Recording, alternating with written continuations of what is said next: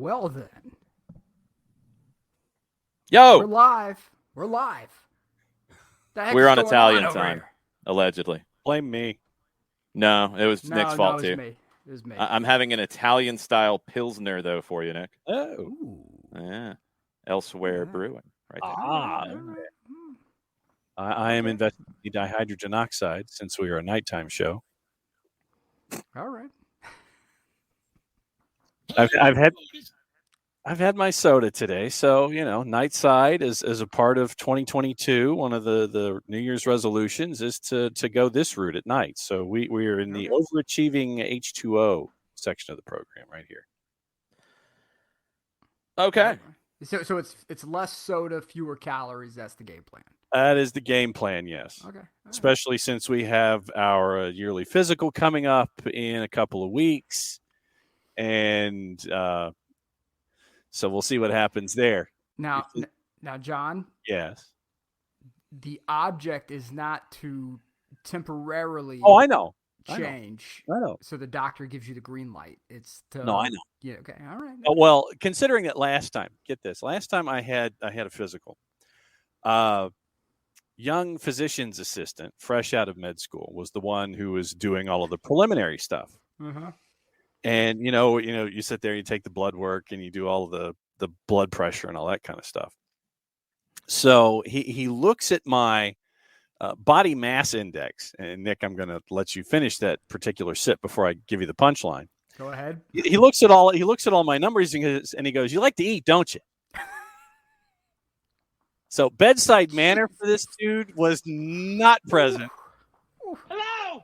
Pretty much, Pee-wee. And it was, I said, well, no, it's not that I like to eat. I just, I enjoy soda a little bit. And so that did not change his bedside manner at all whatsoever. And he just continued to try to land as many haymakers as possible about my eating and drinking habits when I went to the doctor's office last time. So that was... Oh, dude, sweet.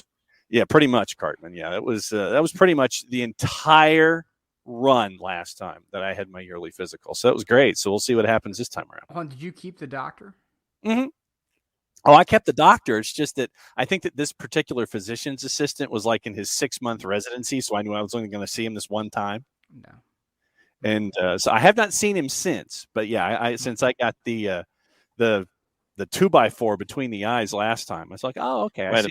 Wait a minute. You haven't seen this physician's assistant since. How many times have you been to the doctor since? 4, I think. Okay. Because I do physicals every 6 months. I have my yearly physical, and then you have the 6-month checkup, and then there were some other things that I had to have kept an eye on during all of this over the last 12 months or so. It will be 13 by the time I see him. But yeah, it's like 4 or 5 times. All right. Fair enough. Okay. All right. I have nothing. I don't like the look of it. No, I didn't either. It was pretty much, yeah, but it was literally he just kind of sits there and he kind of just clicks at you. Like, no, see, I'm gonna go on my little socialist diva rant here for a moment. If my healthcare is not government sponsored, I want Cadillac all the way, and that means that Chucklehead, who's on the 6-month tour de force through the medical system, they have the same, practice name above the title, right? Which means that they need to provide some level of service that, if I'm paying out the nose for, I need it to be good. And if you're going to be a jerk to me, I'm going to take my business elsewhere, because that's what it is here. It's a business. So if I walk into the AT&T store and they're like, yeah, you suck, your phone sucks, get out of here. Great, wonderful. And I'm sure that one of the carriers will be more than happy to take. So I don't need to talk to the manager. I just gonna be like, great, I'm gonna take my money elsewhere, and then I'm gonna post a very nasty review, typically with a little bit of a little bit of vitriol attached. A little bit, yeah. Okay. I just think if you're paying for it, you should get some quality out of it. Well, considering that the boss and I go to the same physician, I couldn't just kind of splinter off and go to a separate physician. Oh, well. Yeah, now, did the boss want to go in there and go upside somebody's head? She got a good laugh out of it, actually. She got a good laugh. I see. All right. Yeah. All right. Yeah, she got the good spit take. I'm out. That's what I'm out. Come You go after see whoever you me. want. I'm a man. Yeah. I'm 40. Yeah, Gundy, get a haircut. Just saying. I would be like, I'm out. You can go to see whoever you want. I can say, I'm not going back. We need to go to the doctor. I'm not going back to this one. Well, and Will on the Twitch pitch is asking, do you summon the mafia? No, I don't need to summon the mafia. I summon these hands. That's what I need to do. All right. Summon you the hands. go. That's what I need to do. There you go. I don't need a mafia. Come on. Pow! Rap. Then I need to summon a lawyer, but Yeah. sir, this apparently this 5'5" bald guy came in and started going, "Hey, maker on one of our doctors, so we need to please haul him to court forthwith." Yeah, see, And boom goes the dynamite. Yeah, no, it wasn't wrong. no, I don't kneecap. I don't need to kneecap a doctor because they're, healthcare officials have to deal with enough nowadays. That's why I just take my money and go. Yeah. Just take my money and go. I don't need to do anything else. Ricardo says that Nick said, try Jesus, not me. Yeah, That's there you right. go. Mhm. That's right. Try Jesus. Mm-hmm. Don't try me. Mm-hmm. Cause I throw hands. On land and sea. Mm-hmm. There you go. All right. I was trying to go for the end of the stanza there. It's okay. I appreciate that. I appreciate it. That's what we're here for. Look, I just think that if you invest money in something, Yeah. get value for it. I don't get value from some knucklehead thinking he's house coming in here trying to, come on. I mean, you're not diagnosing, flying pickle disease or something. I mean, you're trying to make sure that I'm gonna, hopefully, outside of act of God, live another, a few years. So that's all you need to do. You doing all right? Yep. Okay. I don't know what's happening here, but maybe you need to, if you lost maybe about 5 or 10, you'd be doing great. Awesome. Thank you. Blood pressure's a little high. Look at the diet, little exercise. Yeah. Awesome. You come in and try to say some stupid mess like to me. We're going to have some, Gonna be a good old fashioned staring contest followed by show of hands. I'm just saying, show of hands. All right. Just checking. That's all I'm saying. Just throwing out there. Well, yes, SOT always starts at 8 p.m. because we are gentlemen of leisure, 1, and 2, we are, I have to help make dinner. So I'm doing Gentlemen of pacing also. Yeah, And the build. That's right. We do a little build. Yeah, that's what we call it. Okay. Gentlemen of the build. Sure. Yeah, like a stunt pilot. So, but but no, like I do a little of the cooking, so I have to make sure that that everything's doing all right. No, Jason did not take a vow of silence. He's waiting with bated breath to drop the slander and insults. It's okay. But so Jason, at this time, by all means, launch accordingly. Your boy, Ralph, Oh, come and on. Manchester United today. Oh God. Hot garbage. Mm-hmm. Yeah. Awful garbage. The one Now, shot. I don't know what's more garbage, the actual performance of the team Mhm. for a while now. Remember, we broke this Oh, down. Come on. No, Nick, they've been terrible. Okay, Like, how many let's games not have they even lost? play this game. How many games have they lost? No. You're not going to play that card.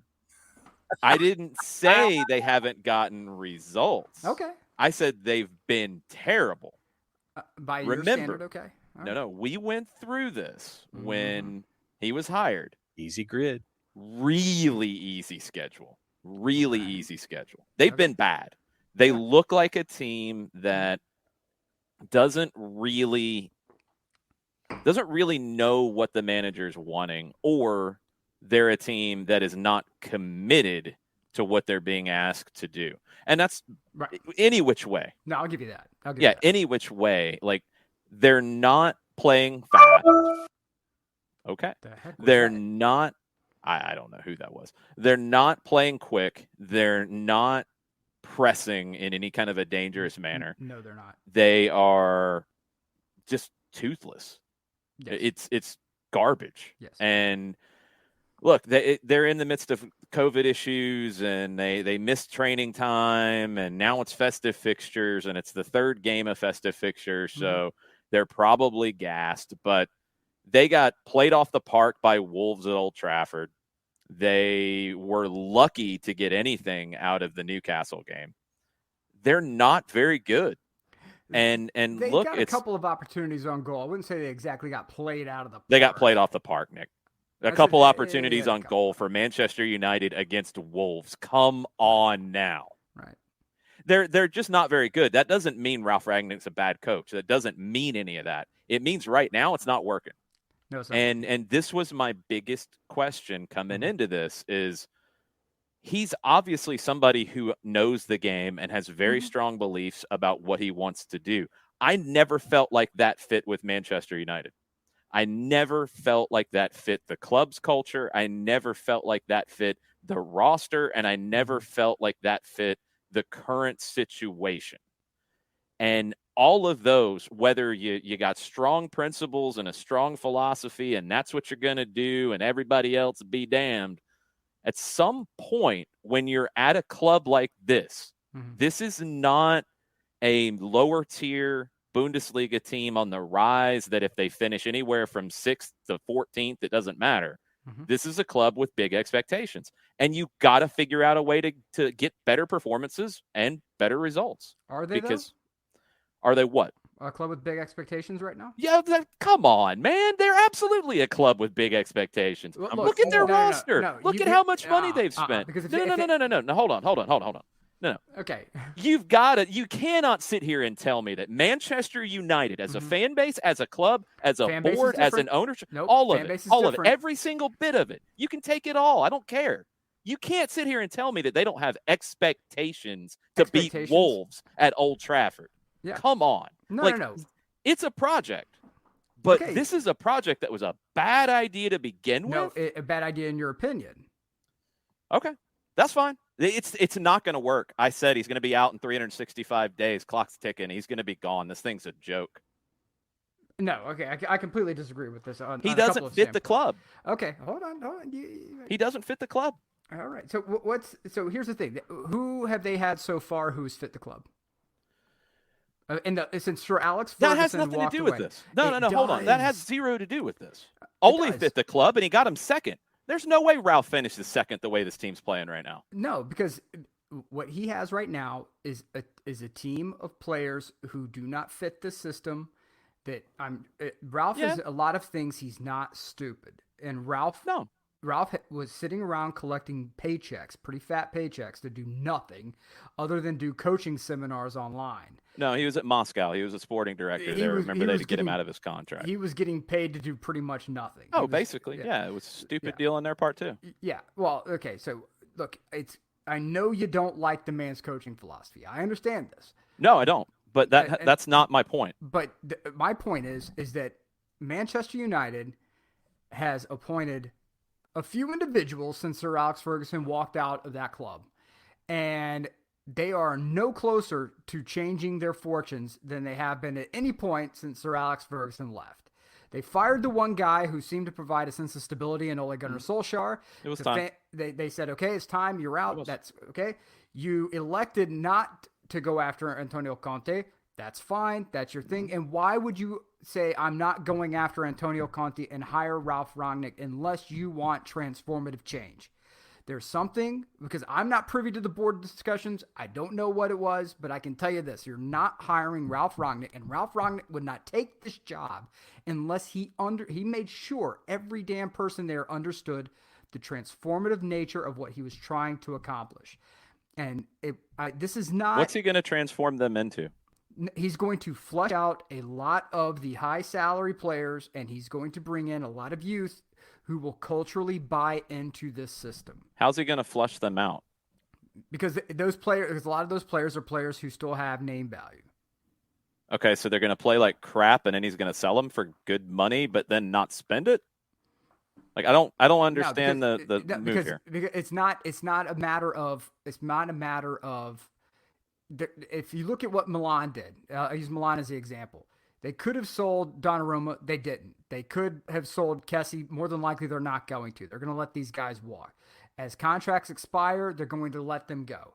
As players say, I want out, that's fine. We're going to move you. And we've already seen Ralf Rangnick very publicly say, players who don't want to be here, we're not going to force them to be here. This is a cultural shift that the Manchester United board has obviously understood when they hired him on. That's completely different than the normal model. I get it. No. Well, I'm laughing because you're saying that the Manchester United board obviously understood something. Yeah. I don't necessarily believe that they did. Well, and you can, and so if you want to put that on the board, that's fine. But yeah, I do. But whenever you have, and I know that Frank de Boer has said previously, it takes about, what was it, 6 to 9 months to install the system, and it's good to go, right? Well, people have hired him, and they don't seem to understand what they're getting. So I'm saying that when you hire Ralf Rangnick here, and Ralf Rangnick says, look, this is going to be transformative change. I'm going to flush a lot of these contracts out. We're going to get youth players in here that we can sell and move, and we can generate profit. We're going to be competitive. In today's footballing world, this is what's needed to get done. You can see the laundry list of success that I've had with finding managers and finding talent. What and successes he really had at a club of this size? Like not at a club at this size, but that means the club obviously wants to do something different. Again, you think that it's obvious. I don't think they really knew what they were getting into here. I really don't, because frankly, Ralf Rangnick he's never been at a club this size, like you said, but he's never had the success that a Manchester United expects. He's never had that level of success. That's a small group of managers. There's not a long list of guys who fit at these kinds of clubs. I think where they're going to really look back and realize that they screwed up in a massive way whenever they make a decision to move on, it's when they didn't hire Antonio Conte, because he fit. He fit what they were. Now, the one thing he didn't necessarily fit that if you want to get picky, but Rangnick doesn't either in terms of style of play. Manchester United has generally played a very attacking style, a very nice style to watch. That's something that is expected from a Manchester United team. Well, right. Jose Mourinho torpedoed it. Louis van Gaal kind of torpedoed it. Ole got it back to a degree, but it was never consistent. Ralf isn't going to play that kind of style. You can like the style that he's going to play, but it's not something Manchester United's ever done. Conte, the one criticism that people would have is that generally his teams can be a little defensive. Tottenham isn't. Tottenham is not. Tottenham has been. No. I mean, he's following Nuno, so I mean, you're following somebody who's really defensive. But Conte was the guy they should have hired. Conte can be defensive when he doesn't feel like he has the players. Provide stability. No, it was a false. Going forward. It was a false expectation. Conte's not a defensive manager. But what you have though is the game has changed fundamentally. Fundamentally, the game has changed. I'm not talking about tactics. I'm talking from a business perspective. Manchester United can be the biggest club in the world. They're not backed these clubs. They're not backed by a whole ass country. They're not backed by the Qatari Sports Group. They're not backed by Saudi Arabia. They're not backed by Russian oil money. They're billionaires. But now we're getting into this crazy world where there's billionaire with a lowercase b and billionaire with a super size 72 font B. And those guys have different levels of ideas of profit margin and success than the Glazers do. And so you can be super rich and you can be the most profitable club in the world, It doesn't change the fact that somewhere along the line, this group, the Glazers, whoever's on the board, you can call them stupid from a soccer perspective if you want, something between the time they bought that club and now, whether it's COVID, whether it's global recession, whether it's anything else, that made them go, we need to fundamentally change what we're doing and how we're doing it. And Ralf Rangnick came in, and if you see any interview ever with Ralf Rangnick, he is not remotely, he doesn't dance around what he wants to do. Nope. He doesn't kind of hide behind anything behind the eight ball. He doesn't say, yeah, sometimes I kind of like to keep the big name players around. No, he very clearly says, I want players in their first contract, second contract, tops. Other than that, I have no use for them. I guarantee you he said this to the board. And if the board just sat there and go, that's on them. Oh, it's on them. It's absolutely on them. But I get that you don't like You don't like the gegenpressing. You don't necessarily. It's not about the style right now, Nick. It's not about the style. Like the style doesn't suit the players that he has. That's an easy one, and nobody's going to argue that. So it's the cart before the horse. No. But you can't at this kind of club. I'm sorry, and maybe Ralf needs to get over where he's going and figure out what he's got to do right now. Because at this kind of club, you can't just say, "Well, screw it." Well, how long are we going to indulge players who don't want to press and run? Well, you're going to have to get rid of them in this month. What you have are players right now. No, the players are absolutely partially to blame. Like, right? No question. So let me go ahead and let me get this out here. What you've seen over, I mean, really, I'd say it's before Neymar, after Neymar, because Neymar is really the high point on player transfers that we've pretty much ever seen from a cost perspective. We've seen agents driving this game, saying, "I will get my player out of here. I will take my player elsewhere." The Mino Raiolas of the world, there are plenty of others like him that will force transfer moves, whether the player really wants it or not. They force, and so the power dynamic has shifted away from team presidents and team owners to all about the players and the agents. And the agents being essentially guiding the players, saying, "Okay, no, you need to get out of here because we have these other opportunities that can better benefit you down the road." Player says, "Okay, cool, I guess. Yeah, whatever, I want out." And now teams are stuck in a lurch because you've built your entire marketing program around a collection of 2, 3, 4 players. And now you're losing 2 or 3 of them because a lot of them are represented by the same guys. They're all having the same kind of issues. So the team should be in a lurch? No, we need to return that power dynamic to the team. How are we going to do that? Well, we remove the players from having a necessary say-so or being strong enough to be able to pull a club in a direction. So Ralf Rangnick comes in and says, "I want players in the first contract, second contract tops." I'm sorry, unless you're coming out of the gate like gangbusters, you're not going to have the kind of negotiating power to do that. And when it comes time to move them on, they can go be someone else's problem when they decide to become a diva. Not here, not with us. We're good to go. The old club dynamic is done. No, the old club dynamic is done. It's done. Tell the big clubs that, because Manchester United is a big club and they operate differently. Look at Barcelona. Barcelona has a Messi walk with Cristiano Ronaldo then. Right. Well, Ronaldo wasn't exactly the brightest signing in the world, in my opinion. I agree with that. No, whether or not they had kept Ole Gunnar Solskjaer, or whether or not you went with a legacy signing, a sentimentality signing. You're talking about a guy who with who had unbelievable earth-shattering moments wearing your shirt. Good for you. However, that doesn't necessarily mean you need to jump on the nostalgia bandwagon and bring him back in, because you will have a short period of time where he will be very good for you, and then you're going to have longer stretches where it's not going to be there. And how much money did you invest in getting this player there? You have a substantial amount of money that you paid for this man to bring him in. And yes, he is a physical freak of nature at his age, because he eats unseasoned chicken breast, triple distilled waters brought down from Mount Olympus by the Vestal virgins of Zeus or whatever. But it doesn't change the fact that he's a man who is on the wrong side of 30, and he is now in a system that requires you to run to kingdom coming back.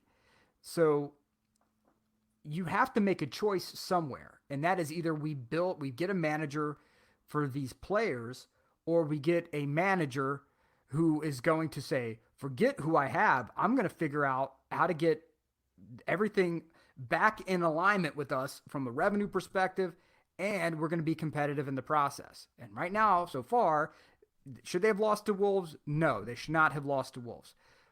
They should have played better. The team should have played better. The team dynamic was horrible, absolutely horrible. The team effort was horrible. Remember what we've talked about numerous times on this show: 8 seconds to recover the ball, 10 seconds to put a shot on goal.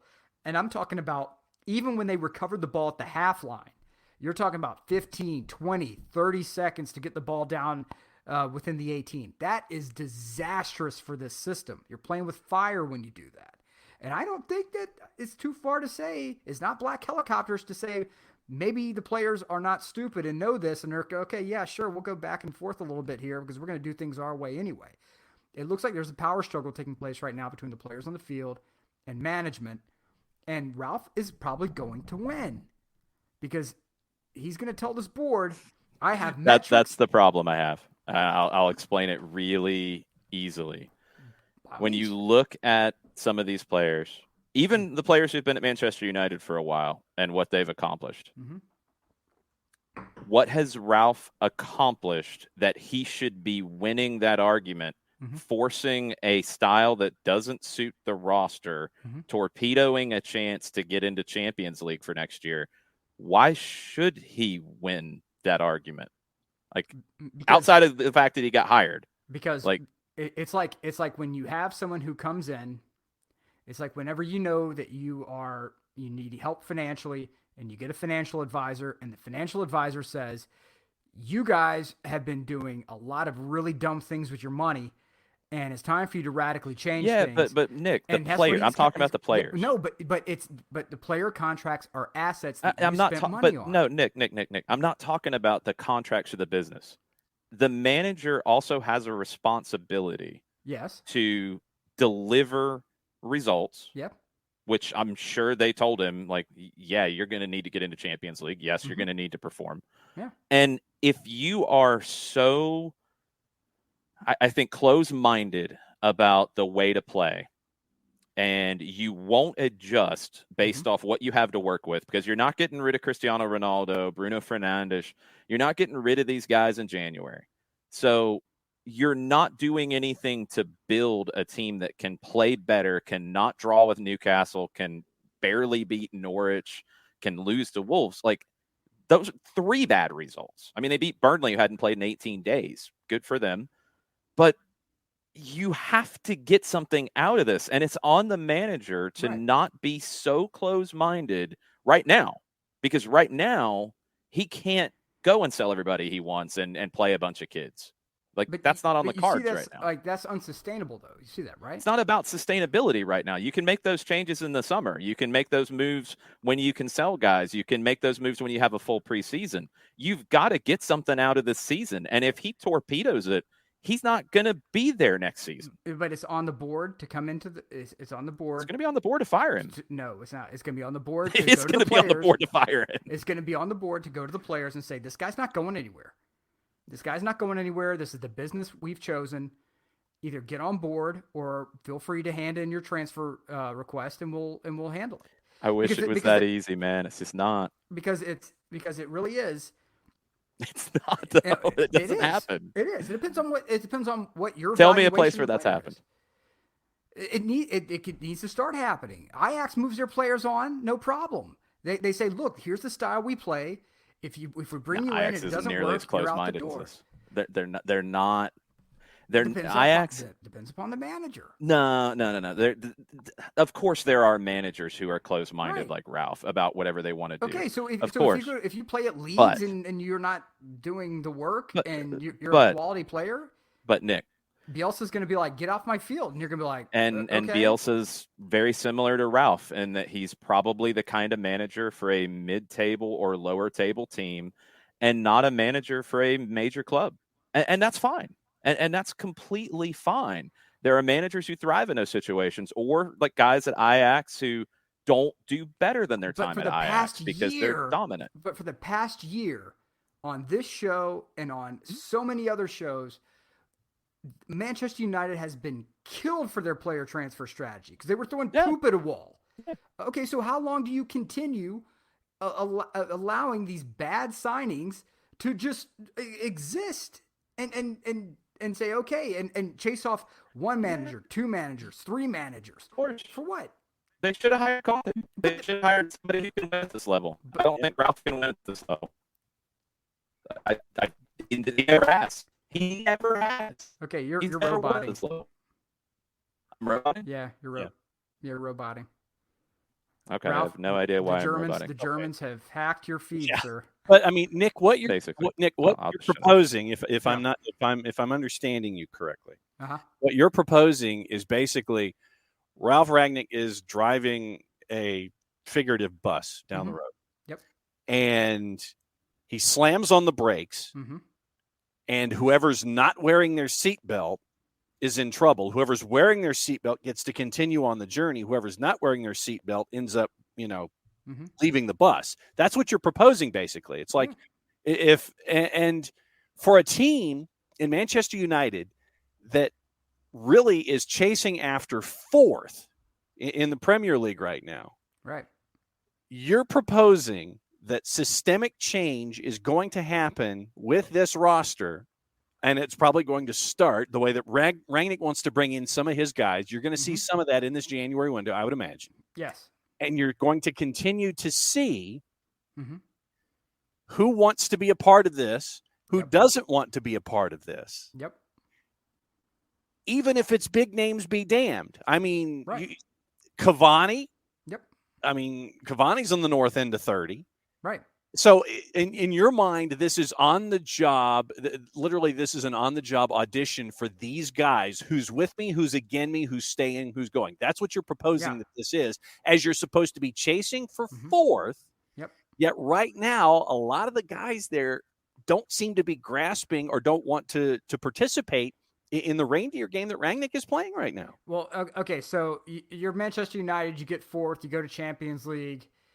With this roster, how many guys on this team are north of 30? How many guys are underperforming their contracts? If this roster was so incredibly well built, Ole Gunnar Solskjaer would not have been fired. If this roster was so incredibly well constructed, Ed Woodward would still have a job. If this roster was so incredibly well constructed, we wouldn't have any concerns necessarily about playing more of a pressing style because we'd have players young enough, fit enough, and able enough to do it. And so instead, what are we having an argument over? We're having an argument over whether or not when to do a rebuild. And here's the thing: if you wait until can you summer, do it in medias res, which is what you're doing now? What I think Manchester United is saying is if we undergo formative change, and the gamble is do we miss Champions League for a year? The answer is maybe yes, maybe no. We can financially stomach a loss to Champions League because because we're not going to go into a window and buy 50, 60, 70, 80 million dollar players. That financially is stupid. We're not going to do that anymore. We're not going to invest $115 million to go get a player. We're not doing it. So if we have a blip and we miss Champions League for a year, fine. We can financially stomach that, but we're not going to get into this race where we have to buy talent in order to remain competitive. Manchester United's DNA is building championships from within. I think that is a pretty fair assessment. Either we buy very young players and bring them in like Ronaldo, or they came up through the academy like they had with the Golden Generation. But to continue this process, there's always a but. There's always a but. Well, I'm going to leave my girlfriend, but it's coming up on Thanksgiving. Okay, it's almost Christmas. Okay, it's almost New Year's. Okay, it's almost Valentine's Day. When the hell is it going to be a good time to go? You just have to choose when you're going to go. St. Patrick's.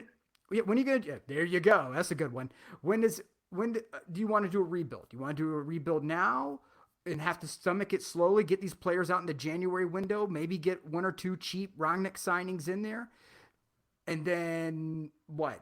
Go to summer. Aren't you slamming on the brakes right now instead of a gradual rebuild? You're slamming the brakes here. You slammed on the brakes when you fired Ole Gunnar Solskjaer because people said it's time. And then somebody on your board said, yeah, okay, it's probably time to get rid of Ole Gunnar Solskjaer because we think he's topped out. He's had a few inexcusable losses. That's fine. The question is always, who else are you going to bring in? Should you have hired Antonio Conte?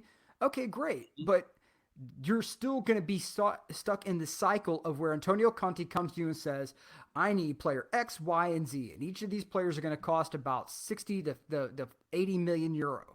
How long can you keep doing that and throwing money at a problem where you're going to be habitually outspent? Not just slightly outspent, ridiculously, comically outspent. They're not being comically outspent. They're going to be, though.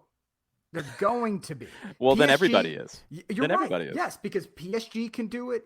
Newcastle's going to do it. How much is Liverpool spending compared to the others? But Liverpool elected to build. Liverpool spent a ton of money early on. But there is one very important part of it that you're leaving out, and I think this is the issue. Jurgen Klopp adapted. Jurgen Klopp but adapted. how long Pep did Jurgen Guardiola Klopp get adapted. to adapt? Yeah, he adapted. He didn't How just long come. though? First year he was Okay. 7. I think, Okay, right? then that's fine. Never mind. Ralph will get it. He'll change. No, he won't. Ralph will change. No, that's what We I'm can agree saying. on that. That's the whole point. But it's going to He's be more. not going to but- change. No, but He's not it will going to be- adapt. It will be a better situation when he has his players. Look, I keep. They going won't back- be good enough Look, to compete. Jason, They there was will not be good Jason, enough. There was a time that I would have agreed lock, stock, and barrel with you on this. He's There was the a time I would wrong agree. fit for that club. That's my point, and that keeps getting pushed off. No, it doesn't get pushed off because what I'm saying is the dynamic with these clubs has changed. It COVID- hasn't for these clubs, man. Yes, For Manchester United, it hasn't. Yes. No, it hasn't. Yes. They've been bad on the field. Their results have been bad. Their business is not bad. Because you have teams and ownership that are looking across the landscape right now, and they are realizing that a lot of these clubs that were previously untouchable, giants, massive, unrelenting champions have ran into financial troubles. They've ran into contract issues. They ran into inability to pay their players. One thing after the other. And now Manchester United's like, okay, we're not going to end up like Milan. We're not going to end up like Inter. Barcelona was pretty damn big. Now, how did they get caught into this massive? Because it was stupid signing, stupid signing, stupid signing, stupid signing, stupid signing. Yeah, nothing like Manchester United's bad signings. but that doesn't mean you're not looking at this world and saying, okay, we need to kind of do a little bit of risk assessment here on our own. That's the one thing about American ownership that everyone's overlooking here. This is not the old days where you had some local yokel throwing stupid buku bucks at a problem. You have American investment groups who are looking at this, and they have a different risk reward calculator than the rest of the soccer ownership does. This is no longer the glory days that we all grew up with. There are algorithms and there are cost benefit analyses being done, and if then how's Liverpool doing it where Manchester United will not under Ralph? Not under Ralph. Because you're looking just at if Klopp adjusted, Ralph Rang needs to adjust. Yeah, he does. And that's good fine. managers do. That's fine. However, we don't know what Ralph sold this board. But if the board would not undertake a signing like Ralph Rangnick if they didn't have a larger plan in place. You're giving this board way too much credit. Their last decade, really since Sir Alex left, they are completely incompetent. Okay, and they will make decisions on a whim. So when is the right time to change? No, you're changing the subject, Nick. No, I'm not, because it's been business as usual, which has been I've been clear coming into the season. I said at the end of last season that they could not fire Ole after getting them second. They needed to give him time to see if he could push past that this season. He wasn't, so they had to fire him. That was the right move. They should have hired Conte to win right now. That should have been the move. So what happens tomorrow, 2 years from now? But again, this is what I'm saying. Then you have to hire somebody else. Like that's what these big clubs are doing outside of Klopp and Pep, who have stayed longer than anyone expected at their two clubs. But all the other big clubs that you're comparing it to, like PSG, Real Madrid, they're going through guys quick because that's what the business is right now. Of course. Now, this is where Ralph, whatever he sold the board, is very valid. I'm sure he sold them on development. I'm sure he sold them on better recruitment, all those things. Those are very important. But none of that matters if the product on the field is bad to the point that your home fans are disinterested. Like, that is a great idea, which takes a long time to implement. He's on a 6-month managerial contract with a 2-year consultancy thing where he's talked about hiring himself. Like, none of that is the amount of time to overhaul Manchester United from a big club into a plucky upstart, because that's what he would do. And then they're torpedoing their own business to be smaller, and that's not going to sustain who they are. Like, that's the other thing that just this doesn't really work on a long-term thing, because I don't think he has the success that is needed, because all the rest of it's a great idea. Spending less, developing a style that, You don't have to go get talented players who are great on the ball, who are expensive. You can just develop guys who run and chase and are robotic and follow the instructions and have a clock in their head. You can develop that. You can teach that. And that's impressive. But that doesn't win you league championships. That doesn't win They're Champions no League. closer. That doesn't now. win those things. They're no closer. They're now. further away now. They finished second last No, year. wait, They finished second last year. But They're nowhere acting near like that. you're acting like Ralf Rangnick took over immediately after they finished second. They're no closer Where, now John, than they were previously. John, do some research for me. Was where were they in the table when Ralph took over? I will look that up. That's what I want to know, because I would be willing to say that they finished lower than that. Okay. This season. And I love I love coaches who have strong wills, and I love coaches who have philosophy and believe in it and all that, because I love what Bielsa's done over the years. I love what those guys do, but there are some of those guys who are not cut out to be at this kind of a club where results are critical Jason, to being that kind of a club. Your plan is a money sink. Your plan is a money sink, man. Okay, so There's then no 3 to 5 year then plan never here. mind. Then never mind. Then Manchester United should, if they're going to do this, then they should somehow figure out how to reduce the capacity of Old Trafford by about 25,000, because they're going to be a smaller club at that point. They are not just RB Leipzig on the way up and growing into something. They are a giant that would be, in this idea, choosing to not be a giant and not be competitive to win league titles, because this style will not be competitive to win league titles at this level. Okay, It just won't be. But It won't be. Yeah. Okay. But here's the thing though. When is the good time to do the rebuild then? When's a good time to do the rebuild? And what does the rebuild look like? This isn't a basic rebuild. This is There've been so many bad signings for so long. Okay. Then, like I said, cut off the upper deck of Old Trafford, because you're not going to need it anymore, because you're going to be a small club Temporarily. No, for good, because people may go. No, for good, because Nick, this style doesn't win league championships at the top level. They're not going to be a winner anymore. If that's the model, which you can spend all you want and still not be a winner. Let's not make that misunderstood there. You can make bad signings. You can do what Barcelona did. You can do what many other clubs have done. PSG hasn't been the ultimate winner that they've wanted to be. You can spend all the money and still lose. But there is nobody who has played this style, this rigid of a style, and has won a major league. It hasn't happened. It hasn't. There isn't one. PSG spent all the money in the world, hasn't won him Champions League. So then just choose to Pep, choose to do with whatever. his genius. Pep with his genius and all this spending. He's had challenges in Champions League. Pep's won as more well. than almost any manager in the world. I'm talking about Man City though.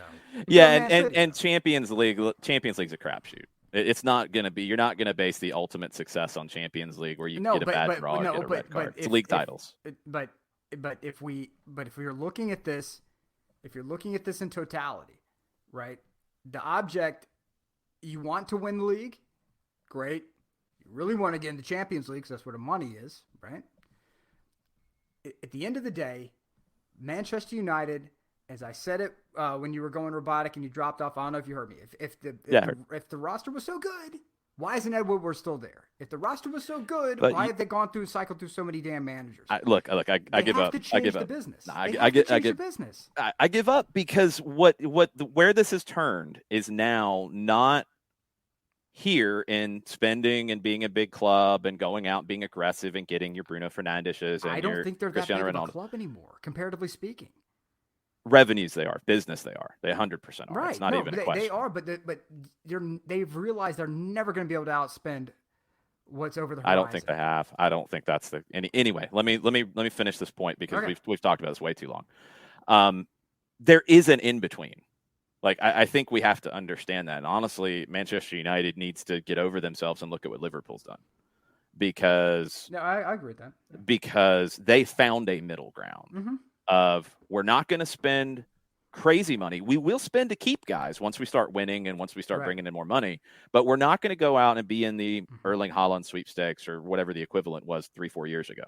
They were going to get guys like Mo Salah. They were going to get guys and build them up and win with that because they have a great manager in Jurgen Klopp.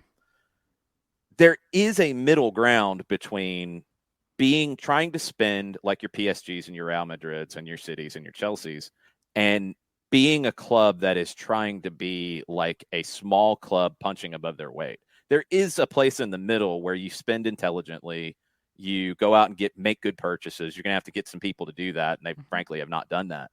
But you don't have to tear it down to the studs and go down a road that doesn't fit. January 3rd, right? I mean, there's time in the window yet. To what? Sell a bunch of players? No, for Manchester United to get some guys in who can provide better value than what he currently has been dealing with. We'll see. I mean, we'll see. Look, I don't think it's going to work. I didn't think it worked from when the hire was announced because I don't think he fits what the club is, and I think what he's trying to do because of what he's done in other places ultimately will not be successful at Manchester United. Okay. And I haven't seen anything to change that opinion right now. Today was bad after bad game after bad game after bad game. Today was bad. And that we were in agreement. Today was bad. It's getting worse. I think, because you have the players who are not wanting to do it. Well, and at some point, the manager has to either convince them of why to do it, move them on, or adapt to get results with what he's got. And we'll see what he does because it's broken right now. Well, it's gotten worse. Well, here's the thing. The question is, if we talk about this middle ground, right, and I'm willing to go into the land of make-believe for a moment and say Ralf walks in one day because Jurgen calls him up. No, he won't. Yeah, he won't. Hold on. Hear me out. We're Ralf going to the won't. land of make-believe here. Okay. We're going to the land of make-believe, Jason. So what is join me Ralf in the land of backwards? make-believe. Flar?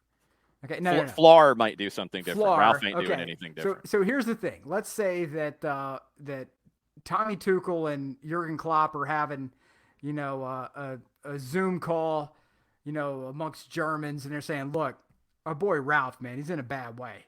Flar for whatever you want to go. He's in a bad way. Maybe we should call him up, and they say, look, man, it's not going to be like it was in Germany, baby. You got to switch some things up. You're our hero. We love you. We want you to succeed somewhat, but you got to switch things up a bit here. Now Ralf walks in and says, okay, I'll take it to heart. I'm going to walk into the locker room. I'm telling them that we're changing some things up. We're still going to press, but we're going to do a little bit of possession as well. All right. So he goes in and does that. Then the players say, well, no, we still don't want to press that much. That's still too much pressing. So they're still going to, half-ass it. I mean, at what point do you say, okay, the problem's either the players, the managers come in and said, okay, all right, I'm willing to make some adjustments here, but now the players are still not cooperating. You still have the fundamental problem in your hands is you got to get rid of these bums. Is that how it ever works, though?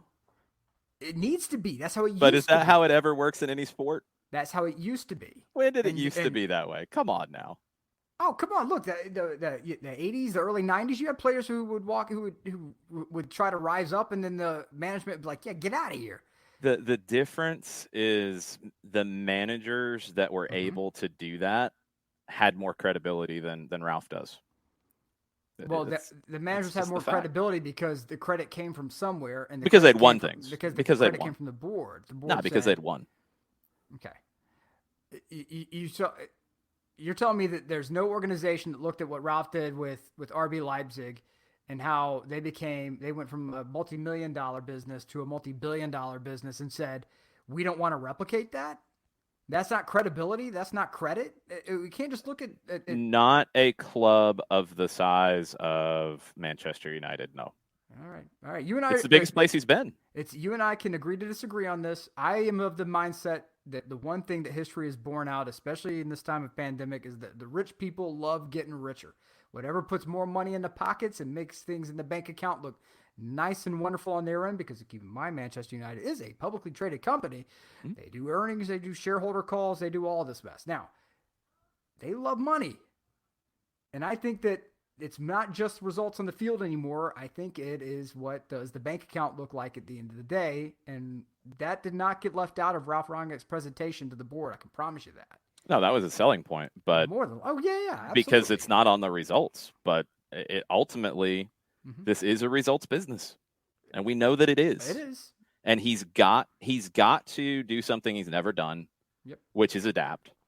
he's got to do something he's never won, which is win a major league title. Like, that's going to be the expectation at Manchester United for him to stay. Right. And I just don't see it right now. Maybe if he, and this is where it gets tricky, is he's not going to be able to convince the board that he should be the manager in the long run if he doesn't get some results this season. So that's where you get into this weird conundrum of, okay, you want to change everything. You want to play your style. You don't want to change that. You want to make these guys do something they don't want to do. Okay. But you got to get results to go through the long term of this build that it sounds like he would want to do. And I would think that he'd want to do as well. But it doesn't happen if you don't get the results to back it up. It just doesn't. I think the one difference, and I'll drop it at this, is that you can track via sports science, you can track output, you can track aggressive running when somebody's turning all the way up, when somebody's turning like halfway percent, they're turning the dial about halfway, when they are trying to go full, when they're not doing anything at all. You can track all of this. And when it comes time at the end of the season and they say, guys, we didn't get, Ralf, man, baby, this was terrible. This was crap, man. What the hell happened?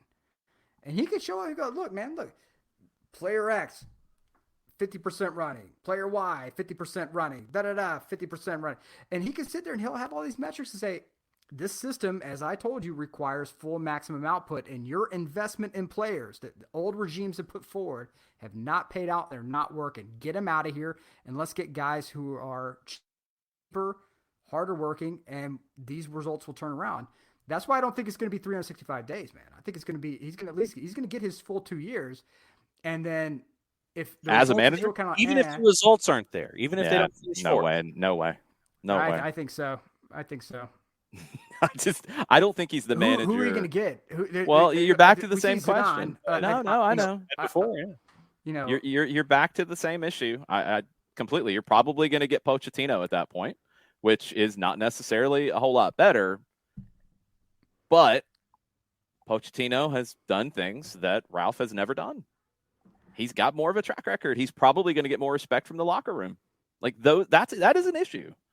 And I don't think the conversations that are popping up in the British media about, locker room dissension and all this stuff, like there's obviously something going on.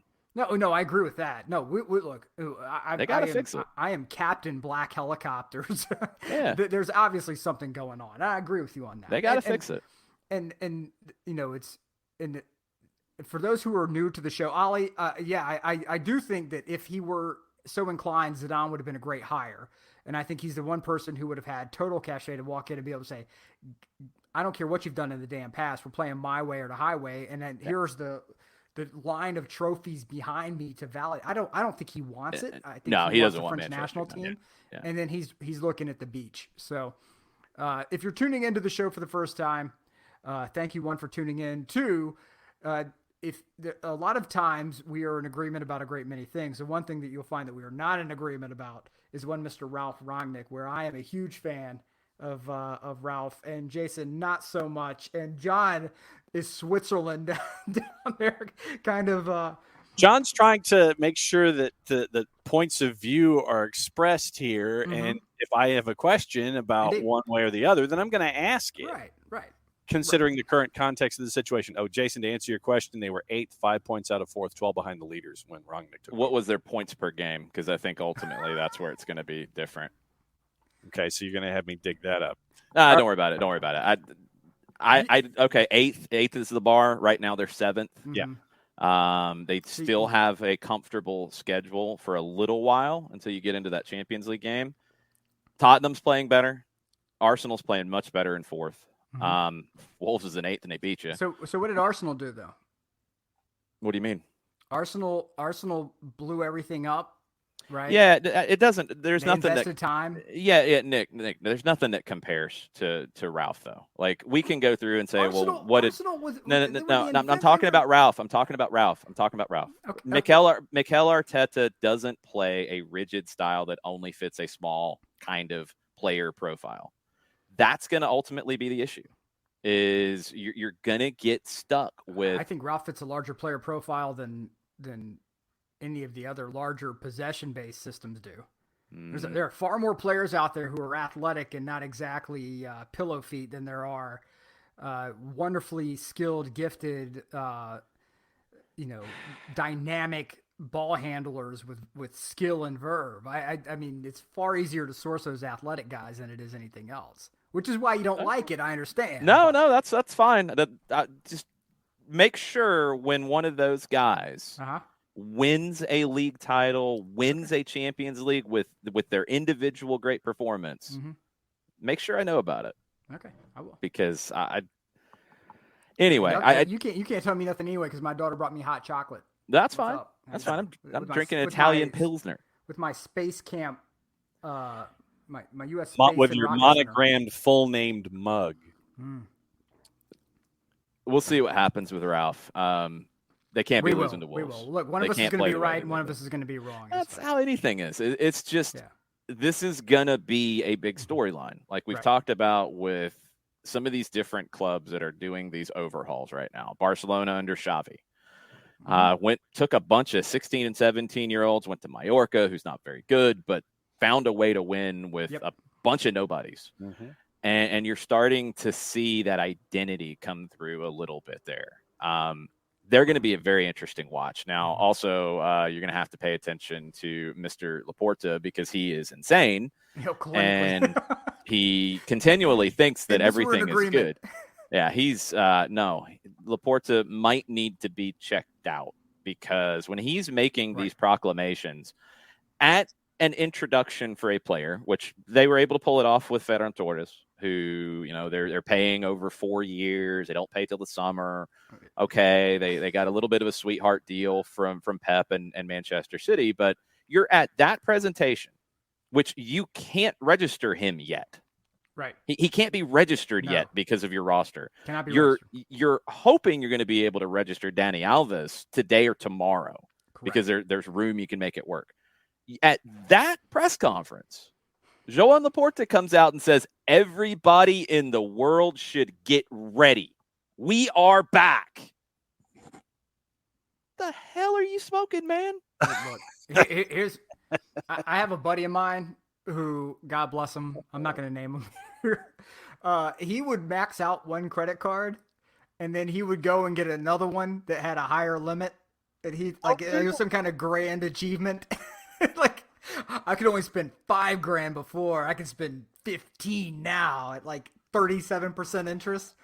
And I guess Barcelona has applied and received the new double black uranium Amex card. They got 1.5 Sachs billion. FC. They got 1.5 billion from Goldman Sachs. And now this is all for facility upgrades. So a little bit different conversation, which that part will come good. Like that part I actually feel like will be a good investment for Goldman Sachs in Barcelona around itself. No, but that your stadium is going to get used, your hotel and everything they're doing there. That's an easy one. Yeah. The other loans that are there on trying to keep this thing afloat, okay, good luck, man. I think they're in a different situation when we talk about needing to qualify for the Champions League. Like they really need to qualify for the Champions League. There's life and death, and this is like the Trials of Life nature show where David Attenborough's over there commentating about how the seal desperately needs to get away from the orca. Like, this is Barcelona running from dead. Like, dear God, please, can we get to the shore in time? The giant black and white whale bearing down on it. It's 4 straight without a loss. 2 wins, 2 draws. Good for them. They're 2 points out of third. No, I mean they're they're absolutely in the fight. Now they are also 3 points out of ninth because it's very tight right there. Also problematic. Yeah, and they gotta get healthy, and they gotta get Torres registered, and they gotta get Dani Alves registered, and Xavi is gonna play the way that he wants to play. That conversation's very similar because he is also very strong in his convictions. Nowhere near as much as experience as a guy like Rangnick, but he's at a club where those convictions do fit. Well, and that's going to be the question. Yeah, it's an endearing thing amongst 100%. The fan base that you can do a lot of things at Barcelona, changing that style of play ain't one of them, as our dear friend Tata Martino found out. So, you know, I think that is the one thing. To your point, that is the one difference between the two, is that, I mean, outside of, you know, accidentally walking out of the tunnel wearing a Real Madrid shirt, I don't think he can do any wrong. No.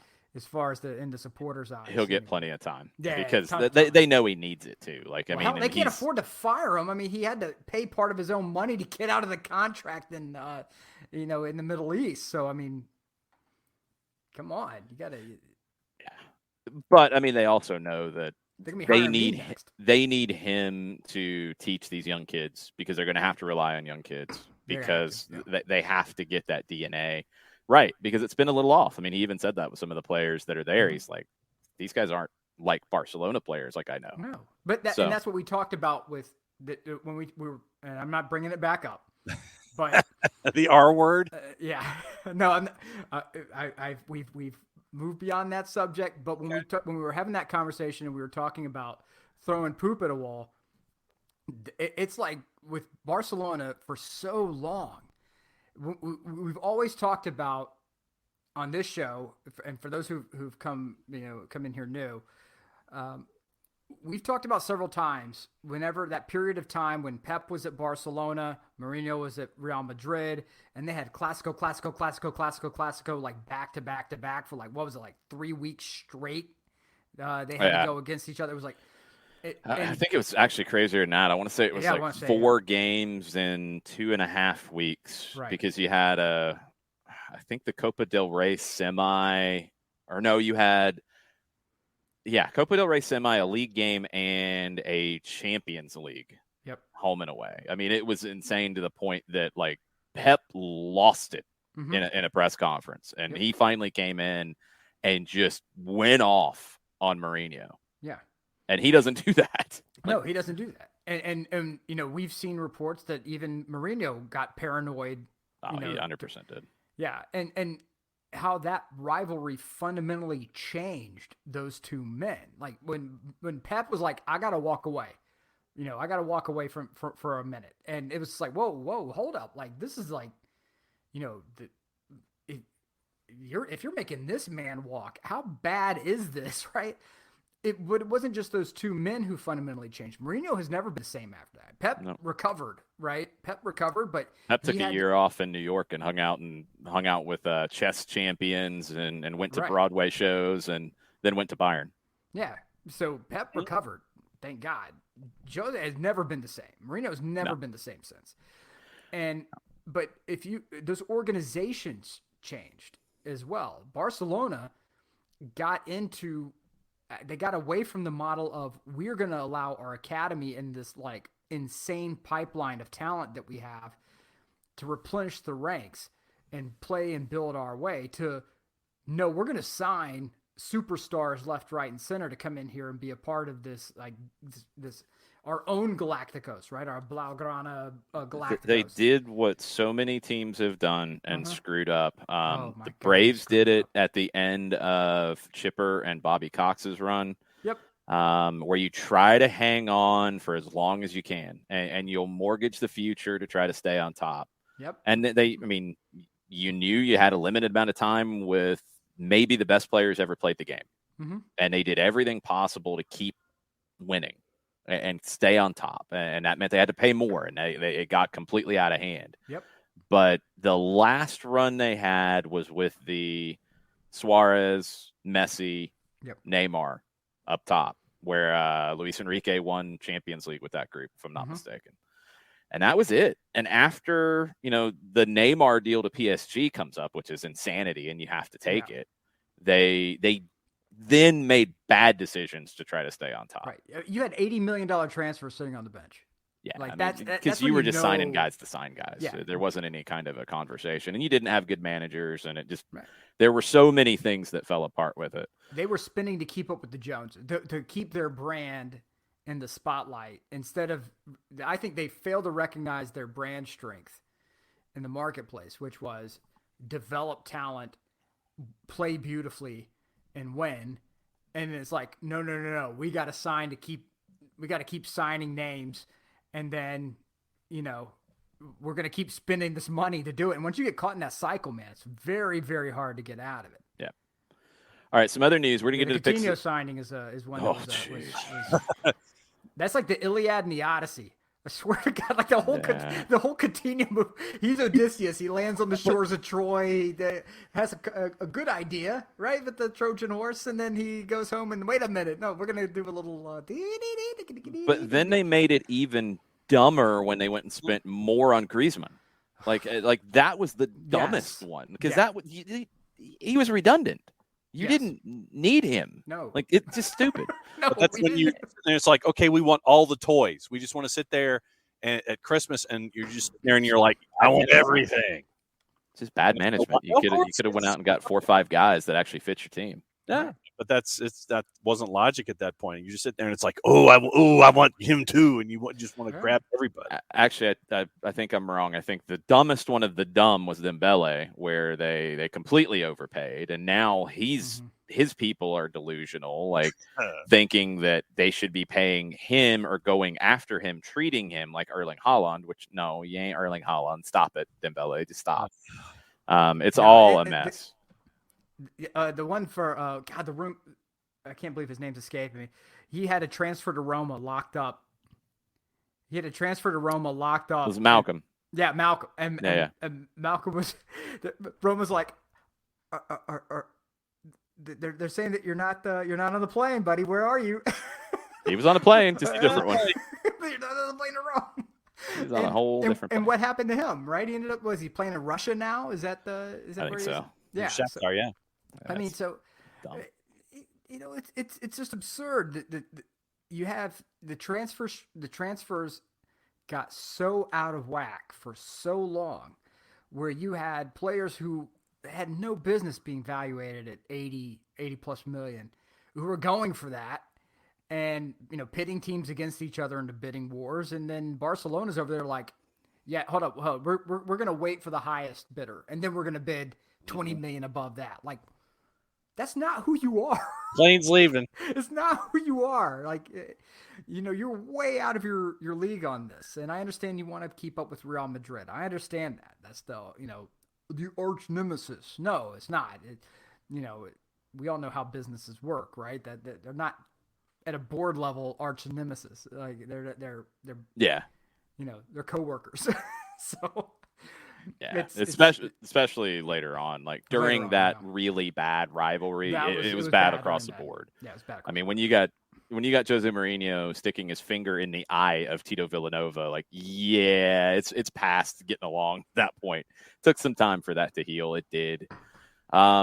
Barcelona, their rebuild's really interesting to watch. Manchester United is going to be interesting to watch. RB Leipzig is going to be interesting to watch because that's another one where they've kind of lost their way identity-wise. They're trying to be a bigger club. Nagelsmann was taking them down a road. He left. They brought Jesse Martian, who was a step back to what their identity had been but isn't. And as we hear more about how things kind of splintered, Jesse Marsh didn't get the job done. He loses his job.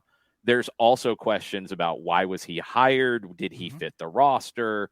If you were going to do the long-term rebuild and go back to a philosophy and a style, then you had to give him more time because he can only do so much. Like, that's all going to be a long-running conversation with Leipzig as well. And also coming up to completely like shift this for a minute, because we'll probably get into it a little bit on Picks of the Week. The African Cup of Nations getting ready to start. And Watford is really ticking a lot of people off right now.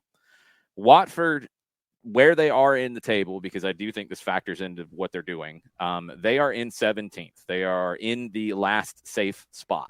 They're on 13 points through 18 games. Burnley has a game in hand. They're 2 points back. Newcastle's played one more game, but Newcastle's going to go out and buy 57 players in January.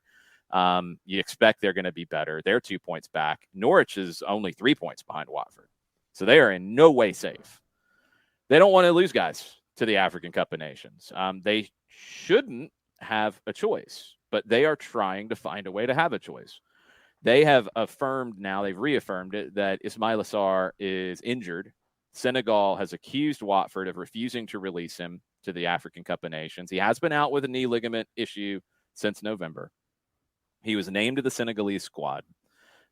Senegal has claimed that Watford had, quote, blocked Sarr from joining the team after Sarr had, quote, expressed his desire to play. Watford responded and said that in early December, they wrote to the Senegal Football Federation outlining the clinical diagnosis of the injury, followed up by supplying MRI scans.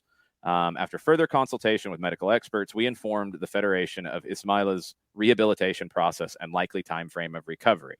Now, this is not the first time Watford has been in this conversation, because Nigeria suggested that Watford were, quote, bearing fangs after they objected to Emmanuel Dennis being named in the Nigeria squad. He is not playing. He is not injured. I don't know how they pulled that off. I'm surprised there haven't been others, but bags Watford, of money left at the back doorstep tend to for the player. Yeah. Tend to make these problems go away. It's they're going to have to send some of those bags to FIFA probably, because they're going to get fined, I would assume, especially in the Dennis situation. The Sarr one's a little tricky with the injury. That one is ambiguous. I can generally buy what they're saying here, because he hasn't played since November. I get that. But the other one, and then the Sarr one on top of it, does make you wonder. But they're crying wolf. Like, it's like the boy who cried wolf, right? Yeah. That's what you have here. So you have a, no, player can't come, and then there's an injury. Like, let's give the benefit of the doubt for a moment to Watford and say it's a real injury. No one's going to believe you. Right. Now we think you're hustling us again, and I think it's a very fair point that's been brought up, that if this was the Euros, there would not even be a question on these players leaving. There would not even be a question.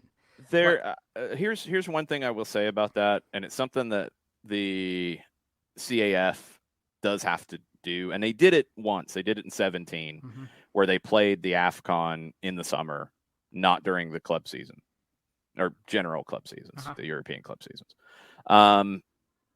Right now, where the tournament is scheduled creates a lot of issues. It just does. There's really no way around it, because the Euros aren't played in the middle of European club seasons.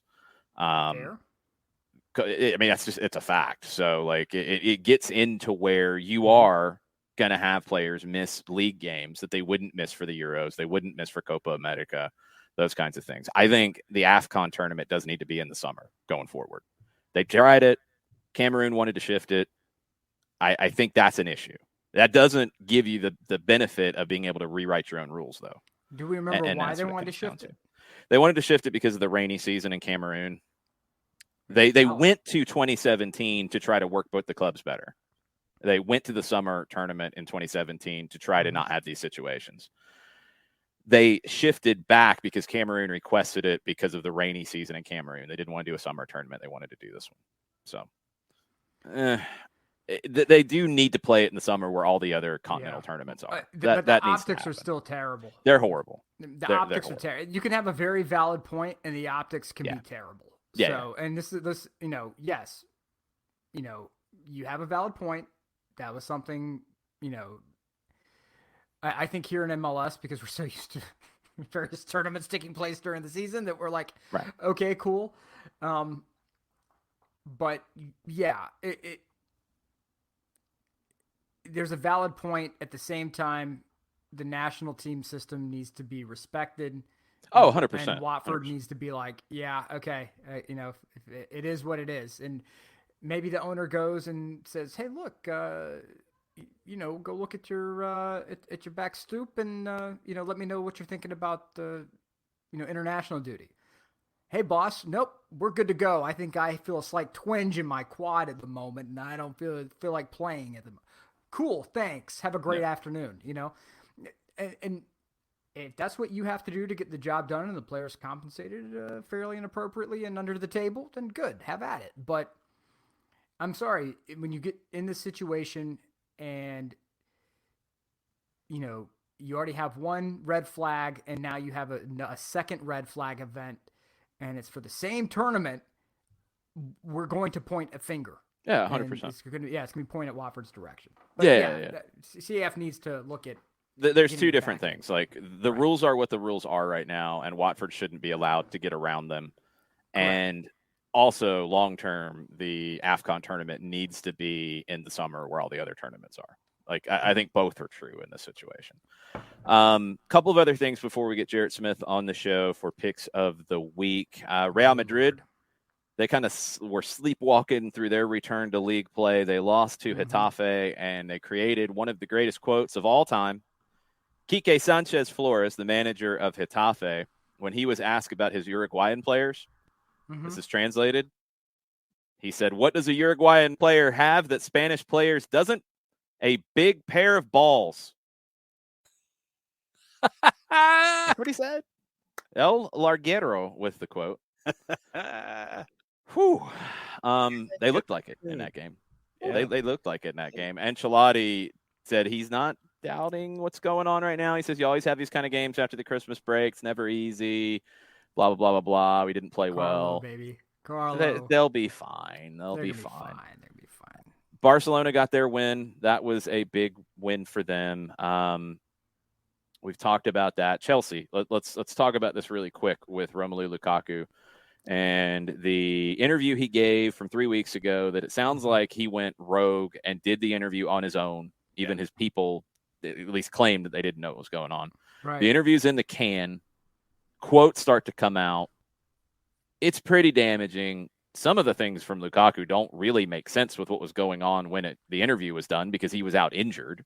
Right. And then he said things that were counter to that later when he was playing and scoring goals. But he was pretty disrespectful to his boss in Thomas Tuchel.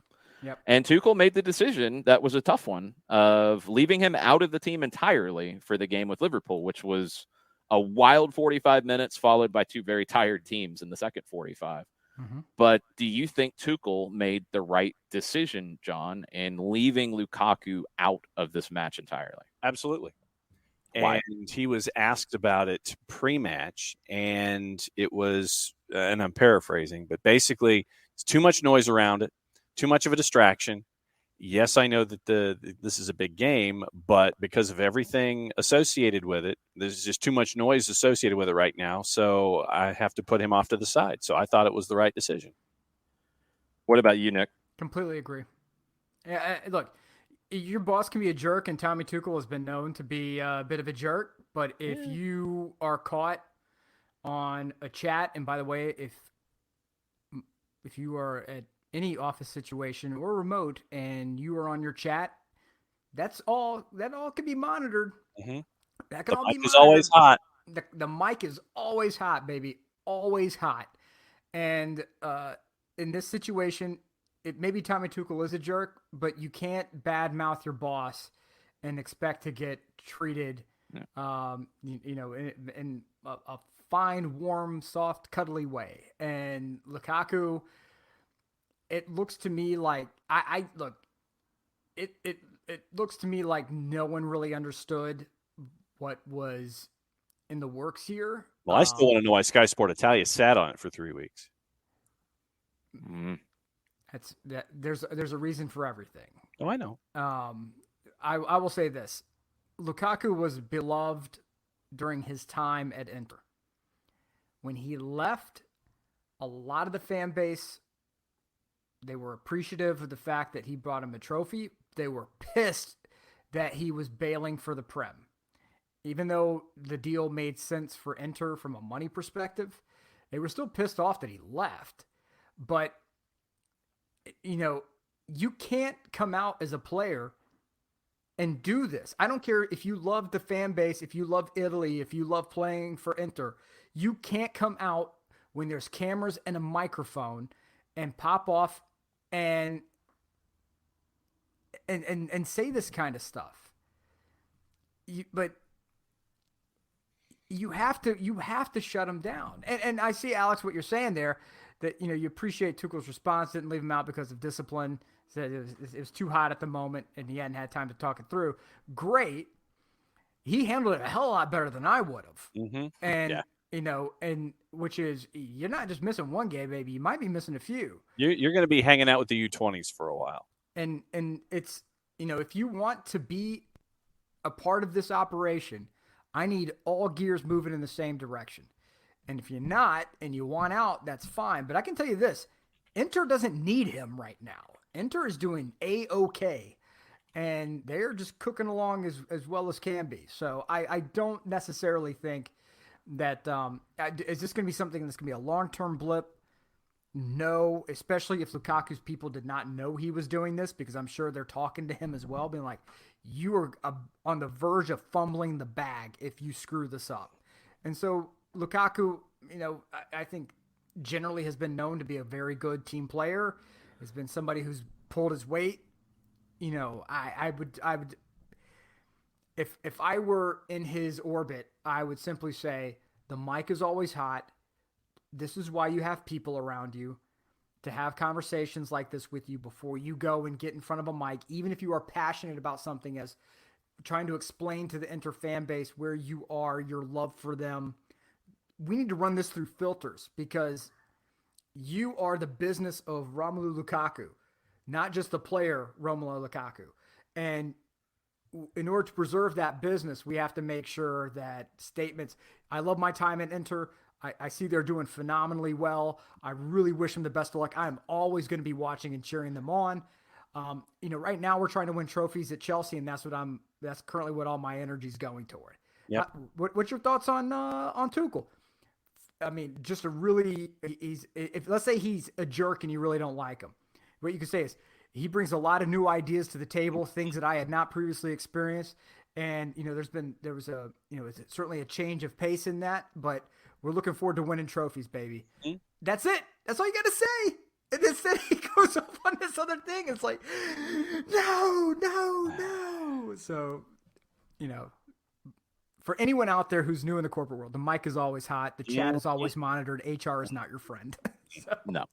All right, let's bring in Jarrett Smith and see what he thinks about Romelu Lukaku. Jarrett, did Thomas Tuchel do the right thing? Yeah, I think in this instance you did, because you took him out of that situation.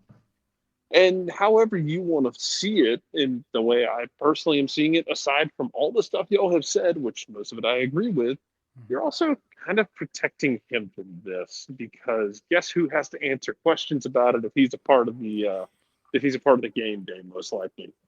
And I don't want him in front of a mic. There's a level of damage control that comes with, I don't want him talking, because I don't want him even accidentally saying something that makes things worse when he's trying not to make things worse. He's not going to do a game interview on the player's side. No. Nothing he can say is going to make this better. Just get him out in front of it. And yeah, Tuchel, if Tuchel wants to be like, yeah, it's too hot right now, he's not injured, we're laying low. Cool, fine. I think Tuchel did it the right way. I don't think it really affected their performance on the weekend. I thought they were good. That was an insane opening 45 minutes. Should have been a red card in the first 6 seconds. That's a red card if it happens past the 30th minute in any game. Yeah. But in the first 6, I think it actually was 6 seconds into the game. 6-7 seconds, yeah. There's not many refs in the world who have the stones. Maybe if it was an Uruguayan ref, according to Quique Sanchez Flores, there's not many refs who have the stones to throw a red that early. But that was a red card. That was bad. And then of course he scores a goal when he should have been sent off. Pulisic had a big miss, but then he had a nice goal. He played some wing back as well. I mean, the second 45, I think normally it would have been hard to keep that pace up from the first 45, but at this stage of the schedule, there was no way. Kovacic's goal was ridiculous. Yeah, I mean, it was a really entertaining 45 minutes. It was what the Premier League does well. Was it great play? No, I would actually argue that it wasn't, because it was really sloppy at times, but it was frantic. It was fast. It was hectic. You had, teams forcing the others into mistakes. You had brilliant individual moments. I mean, it was just everything you'd ask for out of a big Premier League game, which you don't always get with two heavyweights playing. A lot of times it gets cagey. But ultimately, the winner of the game was Manchester City, because I think the league title's locked up. You got a double-digit lead over both now. In January. It's done. It's done. I mean, it's just done. And I think the big difference between all of these clubs in England that we've talked about in various ways, whether it's Arsenal, who played Manchester City in the last game, and was the better team but didn't win, whether it's Liverpool or it's Chelsea, whether it's Manchester United, Tottenham, any of them, the difference is what Pep has done with that team and what he did on the weekend, where they were not the better team and they still kept their heads. They found a way and they got the 3 points. And that's what he has maybe added to his arsenal a little bit more, pun intended. Maybe that's what he's added more than anything else in his career, is being not happy with winning where they're not the better team, because I think he does have a need for his team to play well. And if they don't, he's angry. But being a little more accepting of those situations and understanding that, hey, we don't have it today. We still got to get our 3 points one way or another. And I think he started to do that more than he ever did before. Right, the best. He's the best in the business. I mean, yeah, I think totally. Yeah, it's hard for me when people, and I think everyone on this show can back me on this. I've never been an outspoken Pep fanboy. I think what he does is amazing, but he has his view of the game and the way he does things and the way his background and he's almost like a coaching version of the Borg. Like your technological and cultural distinctiveness will be added to our own, and wherever he goes, he takes just the right things and adds it to his own little soccer collective and weaponizes it. And it's an unbelievable thing to watch. I mean, he's yes, he does have an obscene transfer budget to work with. Yeah. That's fine and great, but it's unbelievable to watch this man grow and develop as a manager, which is it's stupid to say that this guy's still growing and developing, because he is. He keeps adding things, which is terrifying for the rest of us who are not Pep fans. I think what he does so well is he will revisit something, and it could be something from 50 years ago. It'd be something that he did 10 years ago. And he'll revisit it and have it fit what he has. He'll adapt things to fit what he's working with. Like right now, I mean, they don't really have a number 9. Okay, whatever. They're double digits clear at the top of the league. Yeah, I mean, it's not even affected anything. And he's been able to figure out different ways to do it. It's just incredibly impressive. 4 times he's went on 10-plus game winning streaks, not unbeaten streaks, winning streaks in the Premier League. Nobody else has done it more than twice. I mean, that says it to me. Like he's the GOAT. I think he's the GOAT forever. Yeah. It's hard to compare eras, of course, and especially I think for managers. I think he's the GOAT. I think he's the best manager that I've seen in my lifetime, and I don't know if anybody will pass him. We'll see what he does next. There's always that talk that he's going to come to New York and he's going to come to MLS. And I do think he'll work in MLS before his career is done. And I think he'll manage New York City. Yep. I'm excited to see the snarky ass comments from everybody when he comes in here and doesn't conform to what necessarily they're expecting or wanting to see. And it doesn't work in the first 3 games. Because remember, it took a while to build Man City up in the same way that it took Klopp a while to build Man City up. It shit don't happen overnight. Yeah. Nah, it doesn't. And he will be successful when he gets here because I think he's just one of the smartest guys to do what he does. Yeah. But it'll take him a minute. He'll have to learn what makes MLS because every league has it.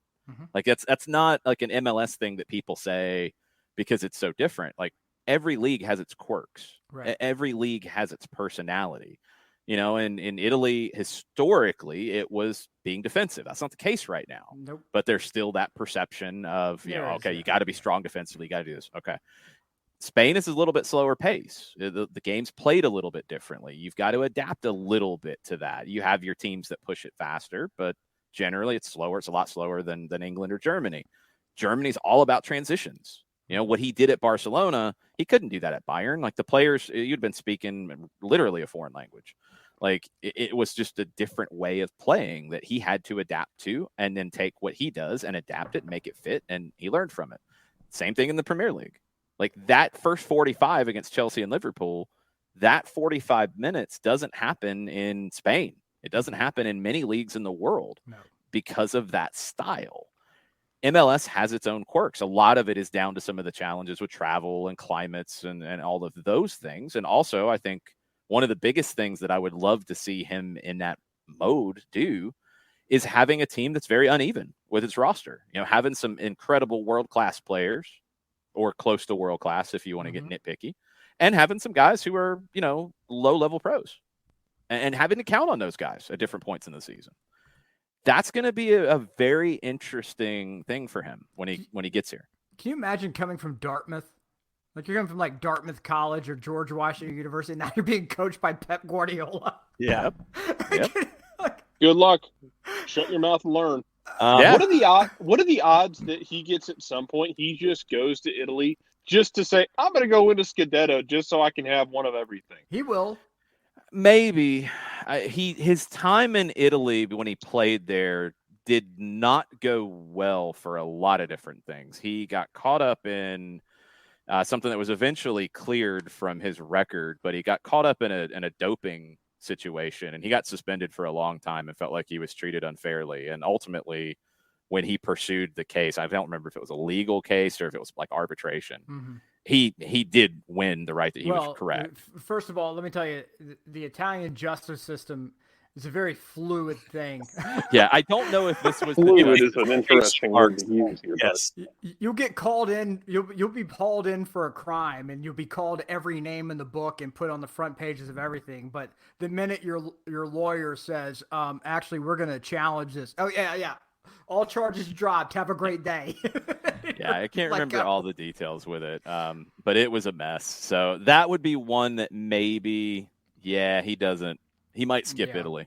Maybe, we'll see. But still, I hope that when he does come, that it's not like what we had with Tata Martino, where later on he's interviewing and goes, "Yeah, man, if I was a younger guy, I would have never left." Because it's just a great environment. Well, I'm hoping that we have Pep long enough for him to be here and actually tell the world, "Hey, look, I've managed everywhere. I've won Champions League. This is a fun, awesome league. This is a real challenge." Exactly. I hope we get that. I think it's possible. I really do, because I could see him coming here in the next 3 to 4 years. Mm-hmm. Like I could really see it fairly soon. Yeah. So if he gets a Champions League and he gets the shot to defend it and walk away on his own terms, then he'll come and he'll go right to New York, and he'll go to New York. That's where he wants to be. He's got to get a Champions League for him to. Yeah. I think that still sticks in his crawl a little bit. I really think it does. I think it sticks in other people's crawl more than it does his, because he's always been of the mind that, and a lot of the kind of legends in the game and managerial aspects have the same mentality of the league is the ultimate test. The league is 38 games, a little bit different in Germany, but the league's the ultimate test. Champions League is the ultimate glory, but it's not the test of being the best manager, because you do need things to go your way. You do need. As a Milan supporter, we have the inverse. For us, it's Champions League. Baby. Liverpool's the same way. The Champions League. Liverpool's got that too. Manchester City, and their fan base at this level is a little bit younger and maybe has a completely different perspective, because some of the older fans in that fan base remember going to play third division games on Wednesdays in little tiny places. So, anything is great compared to going to Swindon or something. Yes. Sorry, Swindon Town. I didn't mean to throw shade at you, but that's just the first one that came to mind. I mean, I remember when the transformation at Man City was taking place. And for those of you who don't know, they used to have as their shirt sponsor Cook's, right? They had this big big schooner on the front of the sailboat. It's a sailboat. Schooner is a sailboat, stupid head. We're gonna go beat up the Easter Bunny. You know what? So like what was it? They signed Lescott and they signed a couple of, and people are like, "Whoa, City's really going all in," and it's like. It's like, wait a minute. And then like they ended up like signing Robinho later on, and it was like this crazy wide open Hughes thing. in charge. I mean, it was just bonkers. Like the whole growth of that team overnight was just absolutely Swindon Town. I have no idea why Swindon Town was the first team I thought of as a lower division English team. There we go. Man, I'm psychic, I guess, Ricky. Just slandering them. I mean, just wait till he has to No, come they're here, just though. And small. it's That's all. just wait till he has to come here and like, oh, what's the challenge here? Well, this week you're going out to Colorado. Okay. Yeah, wait, what? Well, you can't leave your hotel because there's the plague. Yeah. There's Wait, very, prairie very dogs. dark. Prairie dogs with the plague. Okay, well, what's the day going to be like? I mean, it could be 30 degrees and snowing with an orange ball, or it could be 65 degrees. You're not going to be playing actually in Denver. You're going to be in Commerce City. And either way, you're not going to be able to breathe. And the airport is an hour outside of town, Yeah, and it's all of these difficult things. to get into and out of. So- and get there in So time. how do you explain to Pep the giant blue Bronco rearing on its hind legs with the glowing red eyes?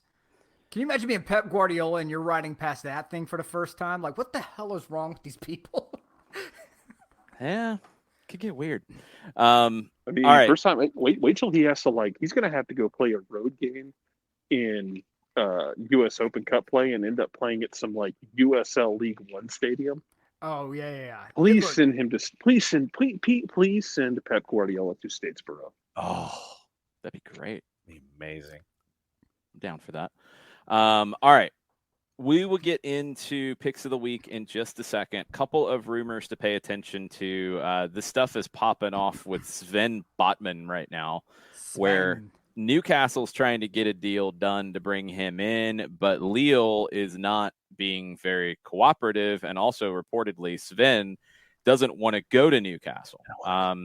Fabrizio Romano has tweeted out that Lille turned down 35 million euro in a permanent move for Botman to go to Newcastle.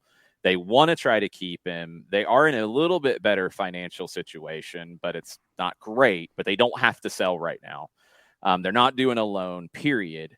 Milan are also interested, but they have not done an official bid yet. So they've turned down 35 mil. It's a different world, man. Like, I get that Newcastle has all the money available at the moment. However, you still have to play in Newcastle. Mm-hmm. Yeah. I mean, you're going to have to overpay guys to get them there initially. Yeah. You're just going to have to, which Until sounds you like build a winning culture, right? Yeah. You have to do that. The amount of money that is reportedly on offer for Kieran Trippier is a large contract, and that's probably what it's going to take. I think he also kind of is that right guy that they can get because he's on the other side of 30. Yeah. He probably wants to go back to England. It's the right move. It fits. So we'll see if that one gets done. That one should get done. Adama Traore is being linked to Tottenham and West Ham. £20 million bid is what it'll take from Wolves, reportedly, and they want to get it done quickly so then they have money to go out and spend in the window because they are in 8th. I mean, they're kind of in the midst of this, and they picked up 3 points today. Yeah, they told Bruno Lage, you got to kind of do this on your own. You got to bring money in before you do that. Brian Reynolds is still, they don't know what his name is, Jose Mourinho and his staff. They don't know who this guy is. He just keeps showing up to training. They're like, who are you? What? He looks like he will be out on loan to Belgium, and it's either going to be Anderlecht or Club Brugge. That's good for him. I like that. He needs to go play. Get out of Rome, man. No, he's not allowed to do it, Jarrett. Don't even. No. Why is he not allowed? Because they're jerks. Brugge's fans did some racist things. Oh, man. Why y'all got to ruin the good things in life? They ruined it. Yeah. They get no more. No more Fogmore. No more Fogmore. No, they lost their privileges. I think that I like the fact that he's going to a Champions League level club. I hope they get their BS straightened out. I do wish that there was another team in Italy that would take a shot on him. I think that if right now they really need to figure out in Rome who they're going to be. I mean, you're sitting in 6th right now. That's not where you wanted to be with Jose Mourinho. You were expecting to be in Champions League, getting into that top four. The top four looks ridiculous right now. Juve is a resurgent side. Two flat tires, but yeah, they're dragging along. Roma, to me, doesn't look like a side that is going to be threatening anyone anytime soon. Happy to be proven wrong on that, but this is not a situation for Brian Reynolds. I thought the move was too early for him to begin with. Way too early. He wasn't ready. Yeah, but if that's the case, then you can send him to one of these other clubs that are owned by an American who's willing to try to build that U.S. pipeline of talent. The kid can play. I just don't think he's ready for a Roma or a team that's trying to get into Champions League.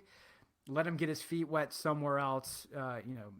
There's other options, but he went too early. He had just replaced Reggie Cannon, who had made the move, and he didn't have enough experience under his belt to go into a club like Roma. And we'll see how they handle it because they've invested in him, so they got to do something. Belgium would be a good landing spot for him. And last one on the silly season list, Jarrett Calvin Ramsey, Eintracht Frankfurt have joined the list of admirers. Norwich, Leicester, and West Ham are also on that list. But Eintracht Frankfurt, 6th place in the Bundesliga, are now thought to be keen on bringing him to Germany. Man, go kill a kid and just bring a lot of money back. Move. Go bring a lot of money back to Aberdeen because Lewis Ferguson, is probably not far behind him. That's going to be a lot of money potentially coming in to Aberdeen to see what they do with it. That remains to be seen. It'll be Stephen Glass's second window with the club. As slow as they started out in the league, they're in 6th place, I believe, right now. So once the split happens, the greatest thing that the sport has ever given us, the split. It's the dumbest thing ever. Thought that was festive fixtures. Man, no, the split in Scotland is dumber. You were so broken by this. So stupid. Anyway, they're in good shape with another window and more funds to work with. I'm curious how that team looks because you already have Rangers who is going to be making moves because they're going to be losing people. Celtic has brought in 3 Japanese players because Ange Postecoglou that's what he's doing now. Also, they're 3 incredibly technical players. He is very much just building this absurdly technical team that's going to be loaded down with 2-3 deep at the midfield. That guy can't play. Cool, I got another one who can play it. Really dumb technical.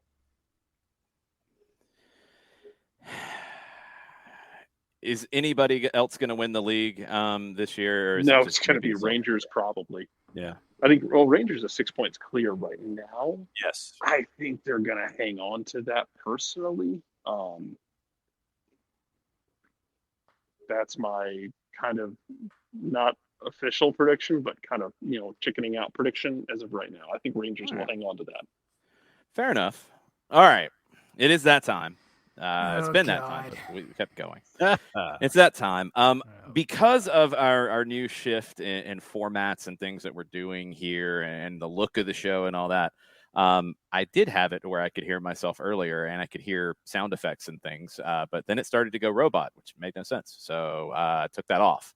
So having music probably doesn't make any sense here because I won't be able to hear it. But we can go through last week's picks of the week if you want. Yeah. Oh, God. We'll go for it. Yeah. All right. 1 second. Absolutely. I do have this. So if you're new to the show, first off, because I see that we do have some new folks. The ticker going. We're having a ticker for this. Yes. We have a ticker. Yes. It is the picks of the week segment. This is world famous, and this is where we pick. What? And it's sponsorable too. Sure, it is. Cut me a check. It is the picks of the week. I own the thing, so cut me a check. Get me money. Yeah. So anyway, we pick a game a day, except last week because it was weird because we did the show on Wednesday and then there weren't a whole lot of games to pick. But we pick a game a day, and the winner gets 2 picks. Everybody else gets a pick. The Twitch pitch as an entity, our subscribers get to participate as well. and they will collectively make their picks on our Discord channel. So if you're out there and you follow us and you watch the show, but you haven't subscribed, you want to join the Twitch Pitch Picks of the Week portion, you can do that. Just hit that subscribe button and you can join us. Last week went down almost to the wire. Almost, but not quite. So I don't have the music prompt, but I'm going to still try to do it kind of in the same way. All right, here we go. Thursday, Bristol City hosted Queens Park Rangers. Jesus. Nick, John, and the Twitch Pitch picked a draw. You were wrong. Myself and Jarrett Smith picked Bristol City to win. Wrong. QPR won, and everybody was minus 100. I'm getting to those results. I got it. Friday, it was supposed to be the Police against the U.S. Forces Armies. Mm-hmm. Armies. But that game got moved to Tuesday, so that's playing tomorrow. So we don't even get that game. So, man. Damn it. Yeah. Saturday, Arsenal and Manchester City. Mm-hmm. Myself and Jarrett. John, stop it. You're throwing me off. Myself, Jarrett, and the Twitch Pitch. I mean, you just, yep, that's right. Myself, Jarrett, and the Twitch Pitch picked Arsenal to win. We were all wrong. Nick and John picked Manchester City. They got it right, so they moved to 50 to the good. Everybody else was minus 200. You are correct, sir. John, you don't have any money by the end of the week. Spoiler alert. Saturday, Tambuti hosted Green Mamba FC. Christ, this is terrible. Everybody picked Green Mamba FC, and everybody was right. Wow. That's right. Okay. Baby. You never go against the Green Mamba. Go against the Green Mamba. No, sir. So Especially we when had death is on the line. It's one of the rare games that we had no odds for. There's no more degenerates than us because we picked that game. So it was just a plus 100. So that moved John and Nick to 250. Everybody else got back to 0. Sunday, the first game of the day was Real Tamale United hosting Dreams FC. Nick and Jarrett picked Real Tamale United. John and myself and the Twitch Pitch picked Dreams. We were all wrong. It was a 2-2 draw. Wow. So everybody lost out on that. And then the last game of the week, there's a prop bet. It doesn't come into play here, though. Oh, God. Sunday, the second game of the day, Mallorca hosting Barcelona. Nick, the Twitch Pitch, and myself picked Xavi's Renaissance to win it. Yep. We were correct. That is true. John picked a draw, and that cost him the week. Yeah, of course. And Jarrett finished at minus 200. What do you have to say for yourself, Jarrett? I blame the. It's one of those things, man. COVID has a knock-on effect. True. Because last week I won coming off of COVID, but it just took a week for it to take effect. You know, it's like quick read the disease. Okay, I mean, I will just have to go with your wild theory of finishing at minus 200, Jarrett. I mean, last week was even better because this is 2 weeks in a row I've lost money, but last week I took home a championship. You did. You weren't able to pull that one off. So we went into the prop bet, and it was cards in the Premier League round of games. And it was a really tricky one because you did have to think some games were going to get postponed. Jackie Fresh did, yeah. And it came down to 23 cards before today's game. And there were 4 cards in the game. And luckily there was one at the very end in stoppage time. And that got it for me. Oh, 27. Got it on the number. However, that was not enough to win. That did get me to second. The Twitch Pitch was on the podium. John finished 4th. He did finish 50 to the good. The Twitch Pitch was at 95. Me hitting the prop bet took me to 195. And Nick Alifi is your winner at 345. Surgery has left the man, and he got the victory. Oh, my God. You know, this makes sense though because I was actually told by a doctor that anesthesia, it doesn't just like disappear. It kind of takes a while to clear out of your system. Maybe that's what happened. Also, Nick left.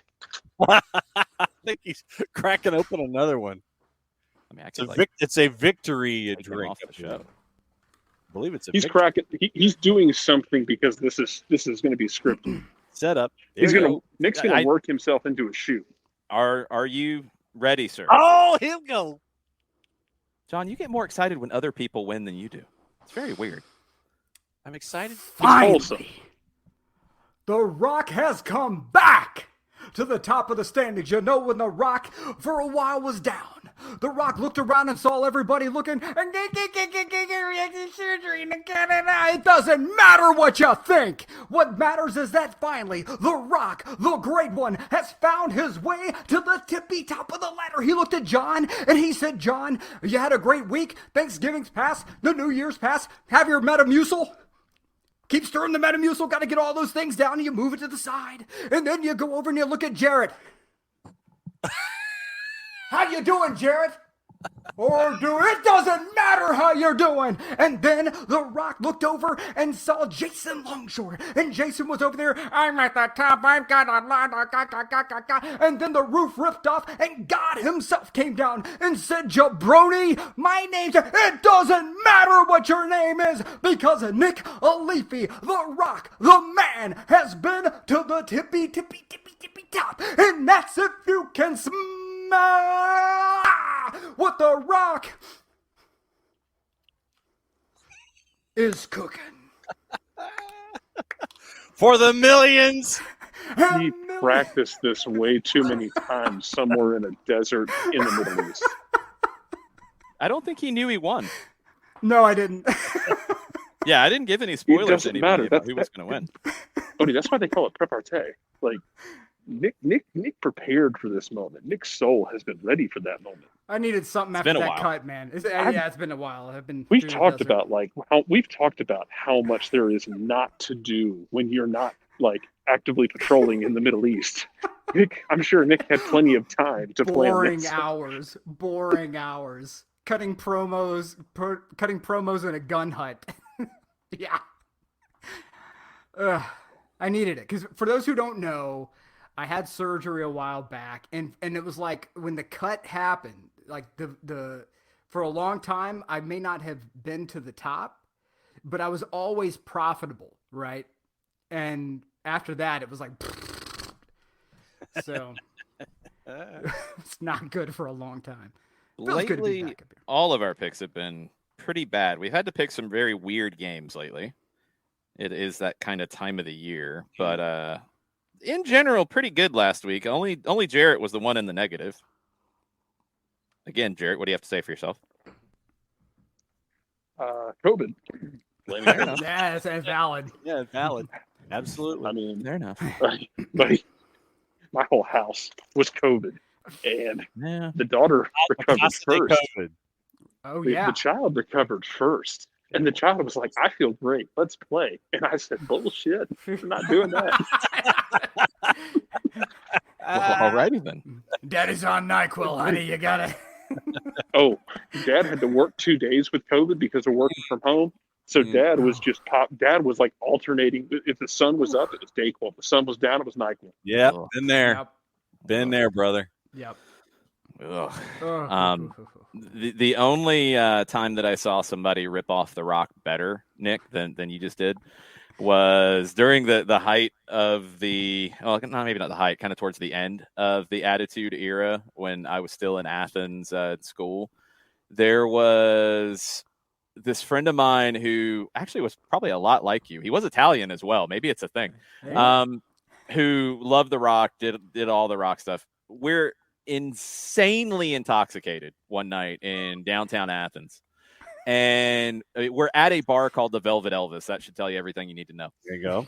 And it's at the end of the night, and this girl comes up to Gavin, my friend, and is like, "Hey, who are you?" Like, very, very kind of forward in it. Right. And he's kind of playing along a little bit, and I can hear the inflection in his voice starting to go kind of rock. And I'm like, oh God, what's about to happen? Oh no. And he asks her, so what's your name? And she's about to say her name, and he does it doesn't matter what your name is. Wow. It was a look on her face that I have never, ever seen again in public. It was one of the most amazing things I've ever seen. I nearly ended up in the floor. Oh man. Did he end up on the floor when she did the? No, she was just like shocked and walked away, like just complete and utter shock. It was Wow. one of the most amazing things I've ever seen in my life. That's I've cut a similar promo to that before. There used to be this punk club. I don't know if I'd necessarily be a punk club. It was a pretty aggressive club called the 513 in downtown, and they had a big punk night. And my buddy said, "Look, we're gonna do a wrestle rock show. So we're gonna do like amateur professional wrestling, and the band's gonna be playing and so I get up there and I'm the heel and I'm supposed to be, what's going to piss all these people off. So I come out as super Abercrombie man, right? I've got like Abercrombie and Fitch. Posse. Oh yeah. I mean, I'm talking, I got like the cargo shorts, the cutoff cargo shorts. The Hold long sleeve on. John, Yeah. did you say the Greenwich Mean Posse? Mean Street Posse. You said the Greenwich Mean Posse, which is even better. Yeah, the Greenwich Mean Posse. That needs to be a new bad guy click. Okay, sorry, Nick. Go ahead. There we go. And so I'm cutting this promo, and I start talking about like all these, how terrible everyone smells and how all the women are looking at me, and then I finally, as I'm cutting this promo, I see these group of skinheads in the back who start working their way toward the front, and I look down and realize there's no path to the ring. So the crowd has to part for me to get to the ring. So this was not really thought out that well on my end. So people start throwing hot dogs. It's like 50-cent hot dog night. People are chucking hot dogs. The lead singer is like trying to keep from falling over. He's laughing so hard. And finally I cut off with, my dropping line is, Blink-182 is the only real punk music. Oh, wow.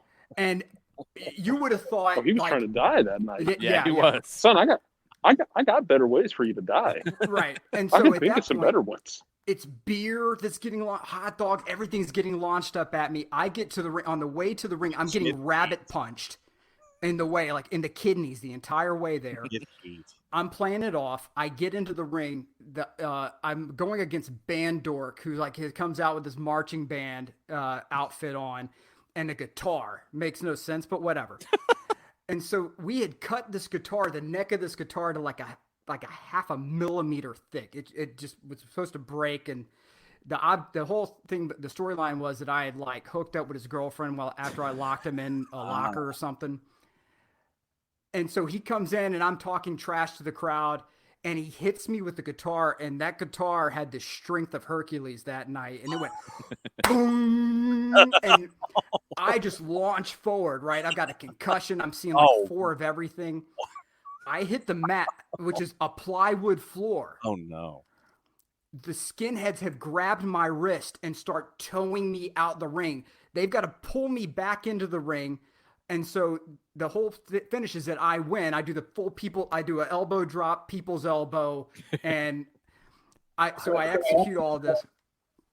And then the crowd starts trying to ambush the ring, right? They're trying to call the lead singer's younger brother, who was about not too far from Jarrett's height, sees what's going on, and in a moment of sheer brilliance says no and hauls off and straight punches me right in the temple, full force. I'm cold cocked. My head bounces off the floor. The crowd erupts. Maximum pop. All the wrestlers come from the back, and it's a battle royale in the ring. And they had to, they're sitting there beating me up as they carry me out. They had to throw me in the lead singer's Ford Explorer and behind a 10-foot chain link fence to keep them from getting me that night. It's the only way I made it out of there alive. That's tremendous. That's fantastic. That was my first. That was not my first time. That was my last time being the heel in a professional wrestling event. That's too good. That's tremendous. Absolutely. All right. Winner. Well, the all-time records for picks of the week. Here we go. On the call, The way he just powered through that was amazing. Yeah, the Twitch pitch has 2.5. You haven't been in it for that long, so that's okay. That's a good points per game, wins per week, whatever. Jarrett has climbed up into a tie with John. They're both on 6.5 these days. That is true. Nick has moved to 9.5 with his win this week, almost to double digits, and I am on 15. So still got some work to do. But Jarrett's making up ground, and Nick is almost a 10. Very good work. Nice work. Nice. For those who are new, you don't want Jason to win because he cuts no promo. There's no promo. There's no nothing. I just remind everybody of, Jason just goes scoreboard and moves on. It's Magnum TA promos. It's MJF. Yeah, no, it's exactly. not even MJF. It's not even MJF. There's no charisma behind it. It's a Magnum TA promo like, I'm going to beat Ric Flair, and I'm going to become the NWA world champion. You're world champion, the champion. Okay, thank you. Good night. Mm-hmm. God bless Magnum TA. He was a great wrestler from all accounts, a really good dude. Could not cut a promo, though. Just saying. Jason doesn't cut promos. I wish he did. It'd be fun. He doesn't do it, though. I'd be doing promos like every other week. Exactly. That's how it is. That's how it is. There you go. The people who don't win enough get really bent out of shape. So if I cut the promos every time, oh my goodness. Be ridiculous. All right. So Nick's got 2 picks this week. Annie has a veto. Everybody else gets 1. Twitch, Pitch, you get Sunday. Yeah, they were looking at Andorra with the early returns. Yeah, you get Sunday. You'll have to do the exactly. The ticker is there for a reason, Ricky Ricardo. Learn it, love it. All right, Tuesday. It's the best thing going today. I don't need you to finish my lines, John. I got it. All right. You know what to do, John. Oh yeah, I do. Yeah, look, I got more skills this time with this setup, so keep doing whatever you want to do, and we'll see how it goes. All right. Tuesday, we got Copa del Rey. Espanyol is at Ponferradina. We've got the Coupe de France. Lens is hosting Lille. We've got League 2 in England. The Forest Green Rovers hosting Exeter City. We've got the Indian Super League. Bengaluru is hosting East Bengal. We've got the Bahrain Premier League. We've got the Chinese Super League Championship round bracket, whatever it is. I don't know. We've got the Football League Trophy. Is that the one that's sponsored by a paint company? I think that's the old Johnston's Paint, yeah. All right. We got John's favorite team that he doesn't ever say their name. They're at Charlton Athletic. Yeah, they're going to lose. We've got Wigan at Oldham.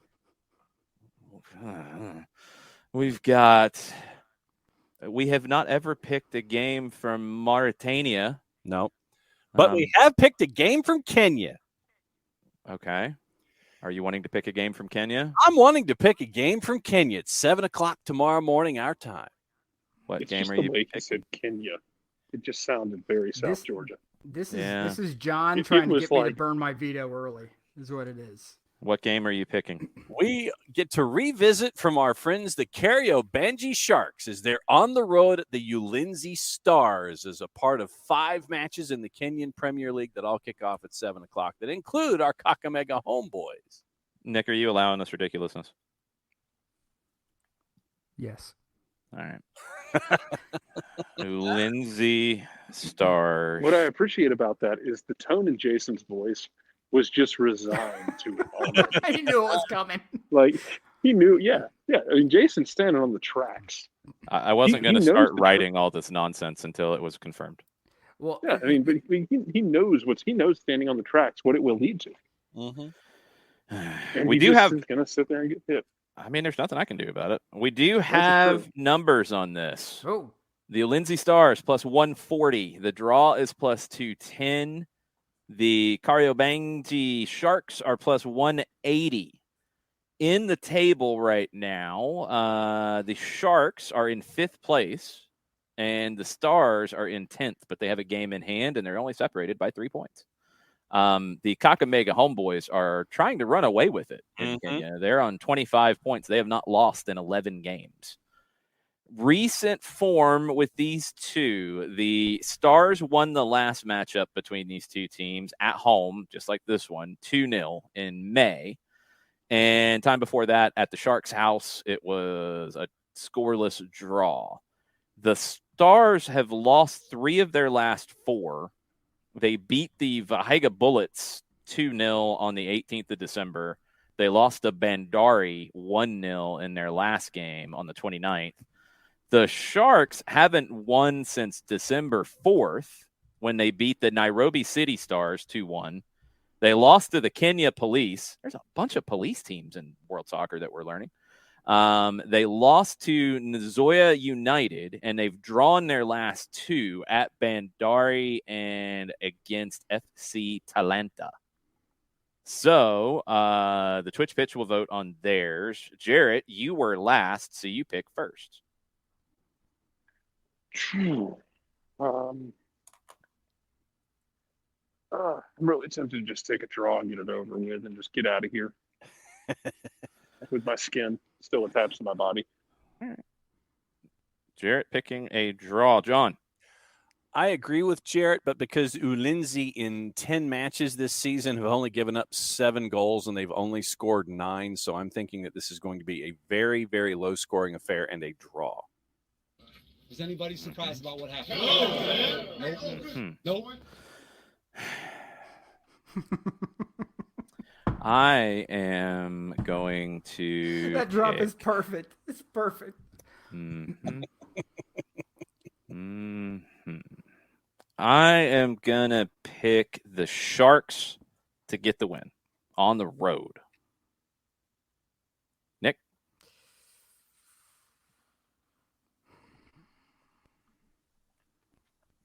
This is very interesting. This is very interesting. Also, Onkalikapukabuku. What? Very interesting. Artie Johnson, the old laughing routine. Oh, when was laughing on the air, John? Back in the late 60s, early 70s, sir. But available in reruns today. Just checking. Yep. You know what, John? I appreciate that because I was exposed to laughing as a child, so I appreciate that you did that. I was not. Very interesting. I know that part. I didn't know the rest of it. Sorry, Nick. Go ahead. Yeah. You know, the champ is over here trying to cut the pick. You know, come on, guys. Come on. One of my favorite cartoons of all time was Thundercats, and because of the success of Thundercats, there was a series of spin-offs and wannabes and copycats. So the GoBots version of Thundercats was on this one thing called the comic strip, and it was called Tiger Sharks. And the whole thing was, hold on, Tiger Sharks. And I'm picking the Sharks because of it. I have literally nothing else to go off of. Fair enough. They're not the Tiger Sharks, though. No, but I have to go as close as I can. As close as I can. No, that's fine. That's fine. All right.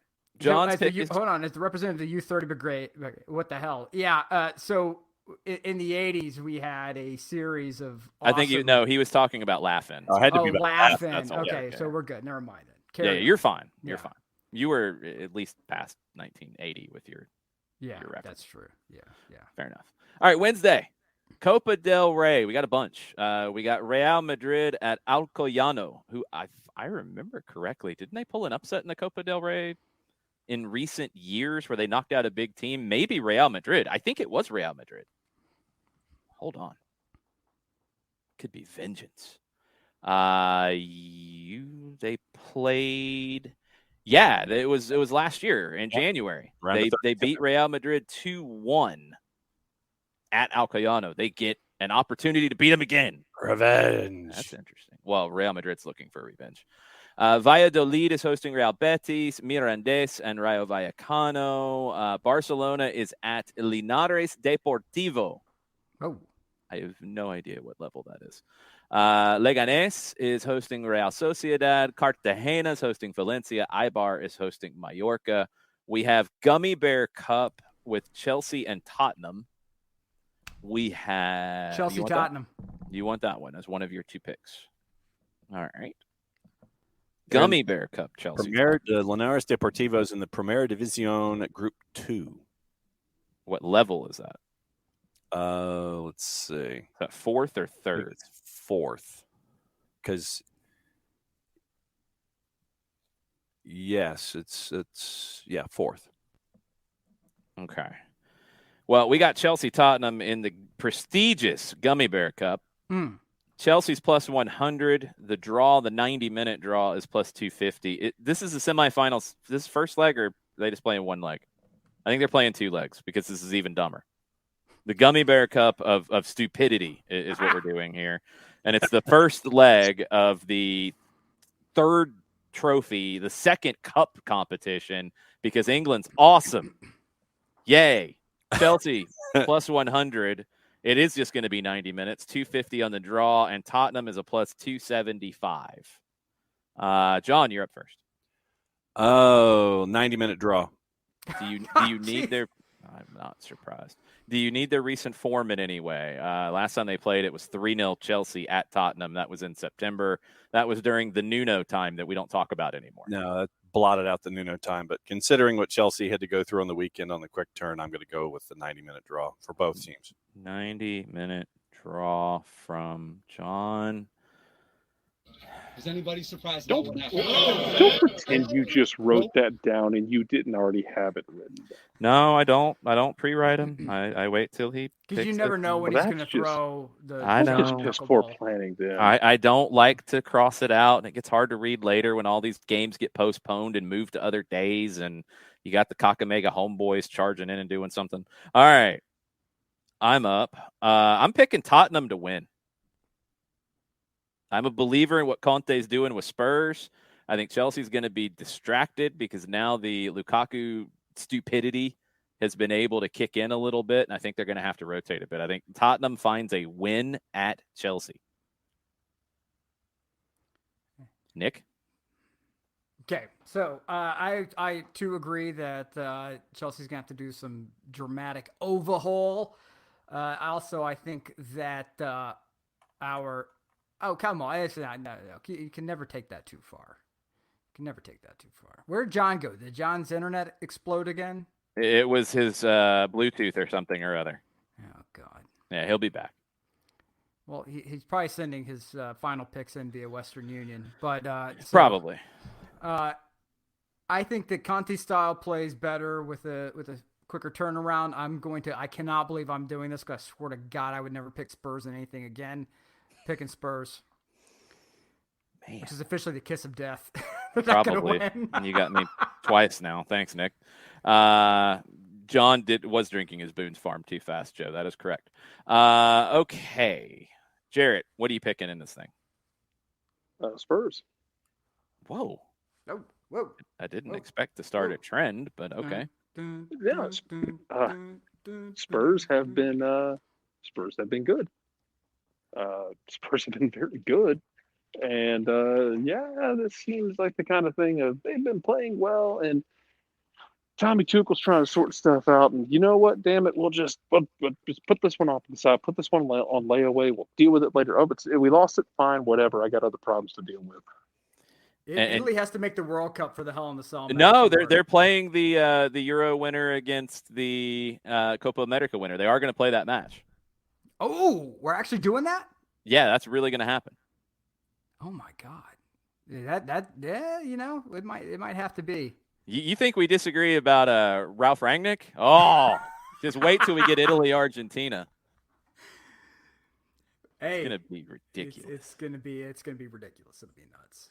All right. John, 3 people picked Tottenham and you picked a draw. Of course. That's how it went. Yep. And did your Bluetooth act up again? I'm sure it did. Okay, fair enough. All right, Thursday. Serie A is back on Thursday. We've got Milan hosting Roma. We've got Juve hosting Napoli. We've got Lazio hosting Empoli. Bologna hosting Inter. Salernitana gets to continue. They found an owner like literally minutes before the deadline, and their previous president is all mad because they didn't make $70 million on what he wanted over the summer, and they only got 10. 10, yeah. Yeah. Anyway, stop your whine. Salernitana is hosting Venezia. That's actually a really interesting game. That's a shockingly interesting match. That is a very interesting match. Venezia on the road is a fairly sizable favorite. That is true. Copa del Rey, we got Fuenlabrada hosting Cadiz. We've got Atletico Mancha Real hosting Athletic Club. And my pick, we've got Rayo Majadahonda Oh, your boys. hosting Atleti. Nick, are you going to veto that? What competition is this? Standard League play? This is the Copa del Rey. Rayo Majada Honda is like in the 3rd division. At a This plus is your 12. real pick. Yeah, because I picked them last time, and I think I won last time when I No, picked You Rayo did. Majada Honda. And now this week they were plus 1225 in the composite. So I got plus so 900. This is Jason's attempt to get me to burn my video because No, it's just the game I wanna pick. No, he takes Rayo Majada Honda. Yeah, This is- there's this is no legit. shenanigans here. This is legit heat. I mean, there's EFL Cup, This is there's not a Gummy work, Bear. This is a shoot. Okay, and then look, there's That's Gummy Bear sexy. Cup with Arsenal, Liverpool. There's Liga No, MX. if this is your pick, When sir, you lose This is my because pick. of this game, this is your pick. This is my pick. when you lose Alright. because of this, This is my pick. Okay. Rayo Majada. Majada Honda. I need God. that jersey badly. They are hosting Atletico Madrid. I'm on like 3 hours of sleep, so yeah, I'm letting a lot of things fly tonight. That's fine. Rayo Majada Can't Honda tell is from here. Rayo is a plus 900. The draw is a plus 475. Jesus Christ. Mhm. Atleti is a minus 400. This is his home run shot. In previous matches, they've never played before. Rayo Majada Honda won their last game in the Copa del Rey. They beat Malaga. That was the game. They haven't played since December 14th. They lost to Racing de Santander in, I think it is the 3rd division. But they beat Logroñés before that. They've won 2 in the Copa del Rey. Atletico, well, they did win over the weekend. They beat Rayo Vallecano 2-0. But before that, they had lost 3 in a row in league play before the break. They lost to Granada, they lost at Sevilla, and they lost at Real Madrid. They actually lost 4 in a row in league play because they'd lost before that at home to Mallorca. The H is silent, Alex Basine says. Okay. Well, I'm a gringo. I'm sorry. I'm screwing it up. They'll still take me as a fan because I think they only have 4 other ones. All right. Who's up? I think it's me. I'm going to pick the 90-minute draw. I think it goes to extra time. Okay. Nick? We'll take Atletico. Jarrett?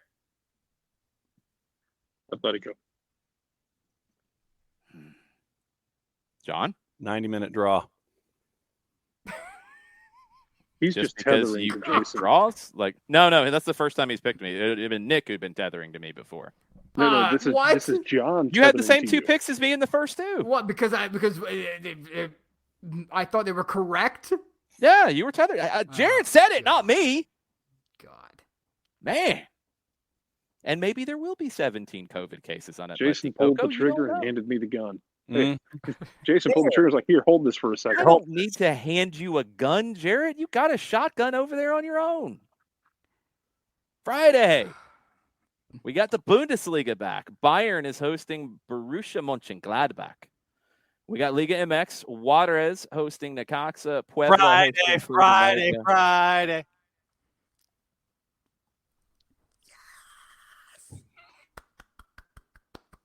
All right. He's gone. And we've got Did you Bordeaux kick him out, or did he hosting leave, or did he Marseille. crash again? Oh, I I need kicked to him know. out. Oh, I kicked him out because that was horribly timed and just dumb. Yeah, I kicked him out. Told you, I got new toys to play with this time around. Oh, yeah, he went Honks. nuclear option there. Honks. I didn't ban you. That would be nuclear option. Could ban you. Hit the dump button. Yay! Bang. This is so great. All right. We've got on this day that John waited through 3 games to yell. Stupid. Yes, it is. Love Bayern and Mönchengladbach, Juarez and Necaxa, Puebla and Club America. We've got Bordeaux hosting Marseille. We've got Swindon Town hosting Manchester City in the FA Cup. Oh, wow. We've got Western United hosting Sydney FC. We've got the Football League Trophy with Exeter City and Portsmouth. We've got League 2 in Scotland, Jarrett. Wow. Edinburgh City and God. Elgin City. This is a disaster. Oh, we're gonna do that, aren't we? Yeah, we are. Scottish unless League 2? unless Nick stops me, we're gonna do that. Only You- because I can't do Kelty Hearts. You You're can't gonna do do- Bordeaux and Marseille. Marseille's a heavy. I could. I could Yeah. do a lot of things. I choose not to. I could live an honest and good life. I could choose go to not bed on time. Nobody wants that, Oh Jared. my I God. could choose to watch a league other than Scotland religiously. Are we gonna have a mice and men moment here? Is that what's gonna happen? Do we need to ask you to look at the flowers, What are you Jared? good? I was about to say, what are you going to put me on the shores of the Salinas River and ask me to look at the pretty flowers? Look at the pretty flowers, Jared. Look at the pretty flowers. We could go to Gibraltar, Jared, if you want. Manchester 62 hosting the Lincoln Red Imps. Yeah, okay, let's do that. I have a soft spot for Lincoln Red Imps for Yeah. beating Brendan Rodgers with a Oh, policeman. yes. There you go. Oh boy, it just got worse. Nick, are you going to allow I this? will absolutely because yeah, this is not a look at the flowers pick. It's Scotland League 2 may have been a bridge too far. But Gibraltar is not. Okay. Nah, I do not follow that logic, but fine. Gibraltar occupies a prime piece of real estate. It is a fine place with many fine people. Well, look, Like just to show you 40,000. the degenerate scale, I actually had odds on SofaScore on the Scottish League 2 game. I don't on Gibraltar. Yeah, I had. Can you tell me what the odds were for that game? Sure. I'm just curious. Let's It see was Gibraltar, actually and we'll a- deal with odds later. It's a competitive game. Yeah, it was actually a really interesting one with the Edinburgh City and Elgin City one because it was 4 versus 9 in the league, but they're only separated by 5. 130 for Edinburgh City, 188 for Elgin City, 225 for the draw. Jared, This you is gonna won be that a- game, man. I'm not gonna. not- I will not veto your pick. Whichever No, one you wanna he's go got with, I'm Gibraltar. Yeah, he went. I'm taking we're going to stick with Gibraltar, but it's going to be an obnoxious sentence when I say it, so I'm just going to say it anyway. Man, Scottish League 2 is actually pretty fun a lot of times because it's just basically like a death race to see who can get promoted, and it's generally like Wolverines trapped in a bag fighting each other. It's a lot closer at the top of the table than some of the other levels of Scotland, obviously. I'm just going to refer everybody to Coco's comment that's on the screen right now, and I have my questions as well. It's like if you took a couple of Wolverines and got them coked up and threw them in a yard bag for about an hour. Oh, Wow. I love it. I do have this for you on this Gibraltar game. Best soccer show ever. If SofaScore is correct, okay. they have played 16 times in their history, and the Lincoln Red Imps have won they played 17 times, and Lincoln Red Imps have won 16 of them. There's been one draw. Yeah. Oh, so you tell me there's a chance. Manchester 62, who's in 4th in the table, has never beaten the Lincoln Red Imps. 2-0 win, 2-0 win, 6-0 win. Last time they played at Manchester 62, it was a 3-1 win for the Lincoln Red Imps in 2018. Manchester's lost their last 2 games. The Red Imps, they lost in the Europa Conference League to PAOK, and they beat the FCB Magpies, Alex Bassine's new favorite team. There you go. Wow, that's an interesting logo. I kind of like it. FCB Magpies.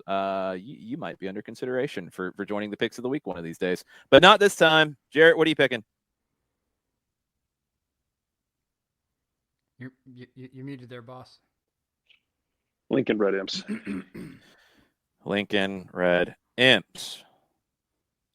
John. Imps.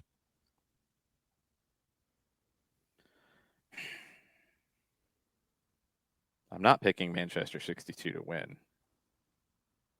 I'm going to pick a draw. I'll just throw that out there so that way no one can say, I'm tethering. You were about to tether because that's what I was going to pick. Now I might go a different direction. By all means. If you're feeling froggy, then jump. No, I don't know what Red Imps do, but I don't think they jump. They just steamroll. They imp. They're going to win. Lincoln Red Imps to win. All right, Nick, you got Saturday. Twitch pitch, you got Sunday. Saturday, let's see what we got. Full round in they're not a full round in La Liga, but you got Real Madrid Valencia. almost a full round in the Bundesliga. You got Eintracht Frankfurt hosting Borussia Dortmund. You got RB Leipzig hosting Mainz. You got Leverkusen hosting Union Berlin. Liga MX, you got Cruz Azul and Xolos. You have FA Cup action. Millwall hosting Crystal Palace. Are they just going to beat each other senseless in that game? I think so. Blank you, I'm Millwall. Yes. Yeah. Newcastle's hosting Cambridge United. Oh, God. That's intriguing. Swansea's hosting Southampton. Yeovil Town's hosting Bournemouth. We got second division in Spain, second division in France. It starts going off the rails here. We got A-League. We got League One. We got League Two. We got the Indian Super League. Get me Dortmund and Eintracht Frankfurt. Okay. So this is a 2 versus 6 matchup in the Bundesliga. I don't know what the COVID situations are for these teams, but I know that a lot of people returning to action in Europe are like, yeah, don't come back until you get a negative test. Mm-hmm. So we will see if these two fall into it. Also, in the Barcelona papers, there is a cover on Sport that is basically insinuating that Erling Haaland is saying, I want to know where I'm going by the end of the month. So they're trying to plant some seeds. All right, Frankfurt's a plus 250. They are the 6th place team. The draw is plus 260, and Dortmund on the road is a plus 100. We have a home dog. Last times these teams have played, Dortmund won in August 5-2 at home. Eintracht Frankfurt won in April 2-1 on the road. Last time it was in Frankfurt, it was a 1-1 draw. Dortmund come in off of a loss to Hertha on the 18th, 3-2 on the road. Frankfurt come in after 3 straight wins at home over Mainz, at Mönchengladbach, and at home to Leverkusen. Nick, what are you picking? Dortmund to regain the form. Jarrett. Dortmund. John. Dortmund. Damn it. Eintracht Frankfurt to win. Yeah, saw that coming. They're in better form. Just telling you. Sunday, Twitch pitch. What are y'all picking? What are y'all picking? Twitch pitch. Is the captain here, Ricky Ricardo? Is he still the captain, or did you guys vote him out yet? Ricky is there. Yes, you already got this sorted out, Ricky, I'm assuming. All right, we have a second. Yeah, I think you guys are operating on a very good form here. There is still a veto to be used if Nick wants to use it on the Andorra Primera División. Santa Coloma hosting Athletic Club de Escaldes. There's a squirrel in the crest of Santa Coloma, if that helps. Yeah. Nick? Are you going to veto? Dread it. Run from it. Destiny still arrives. Veto. Veto! Oh, they're on the clock now. John, we're 45 minutes over when the show is supposed to end. I don't think there's really a time limit here. Twitch pitch, you got to come up with another game. Come up with another game. And Oh, the Twitch pitch is furious. Coco's man of the people status is revoked. All right, Captain Ricky Ricardo. Let's get something here. Down 2, brother. You needed a backup pick. What do you have? On Sunday, you could opt for, because you guys like to go all wacky. I mean, you do have AFCON starts on Sunday. Yeah, if that's you where want to pick Ricky's that. first. Yeah, it looks like Ricky was thinking AFCON. There you go. Cameroon, Burkina Faso. I want some AFCON. Give me some Okay. AFCON. That has to be seconded and thirded. You could go into the Ghana Premier League. Thirded. All right. Well, you won't. So Cameroon hosting Burkina Faso. Now, I do remember that Cameroon, one, they're hosting the tournament. Two, some of the stadiums were not finished yet. I guess they've made progress. And three, they had at least 4 positives last week at the end of the week. So I don't know if they're back or what, or if they have more or what that means, but that's what I know. Cameroon at home against Burkina Faso. Let's pull up the odds here. And Cameroon is a sizable favorite, minus 125. The draw is plus 210.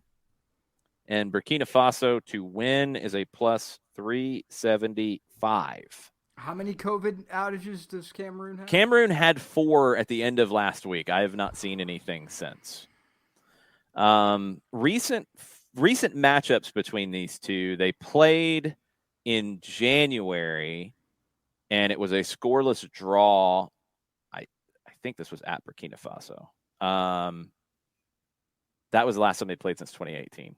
Okay, Cameroon coming into this in World Cup qualifiers, they've won 4 in a row. They beat Ivory Coast last time out. Burkina Faso comes in World Cup qualifiers unbeaten in their last 6. Burkina Faso? 3 draws in that, but yes, Okay.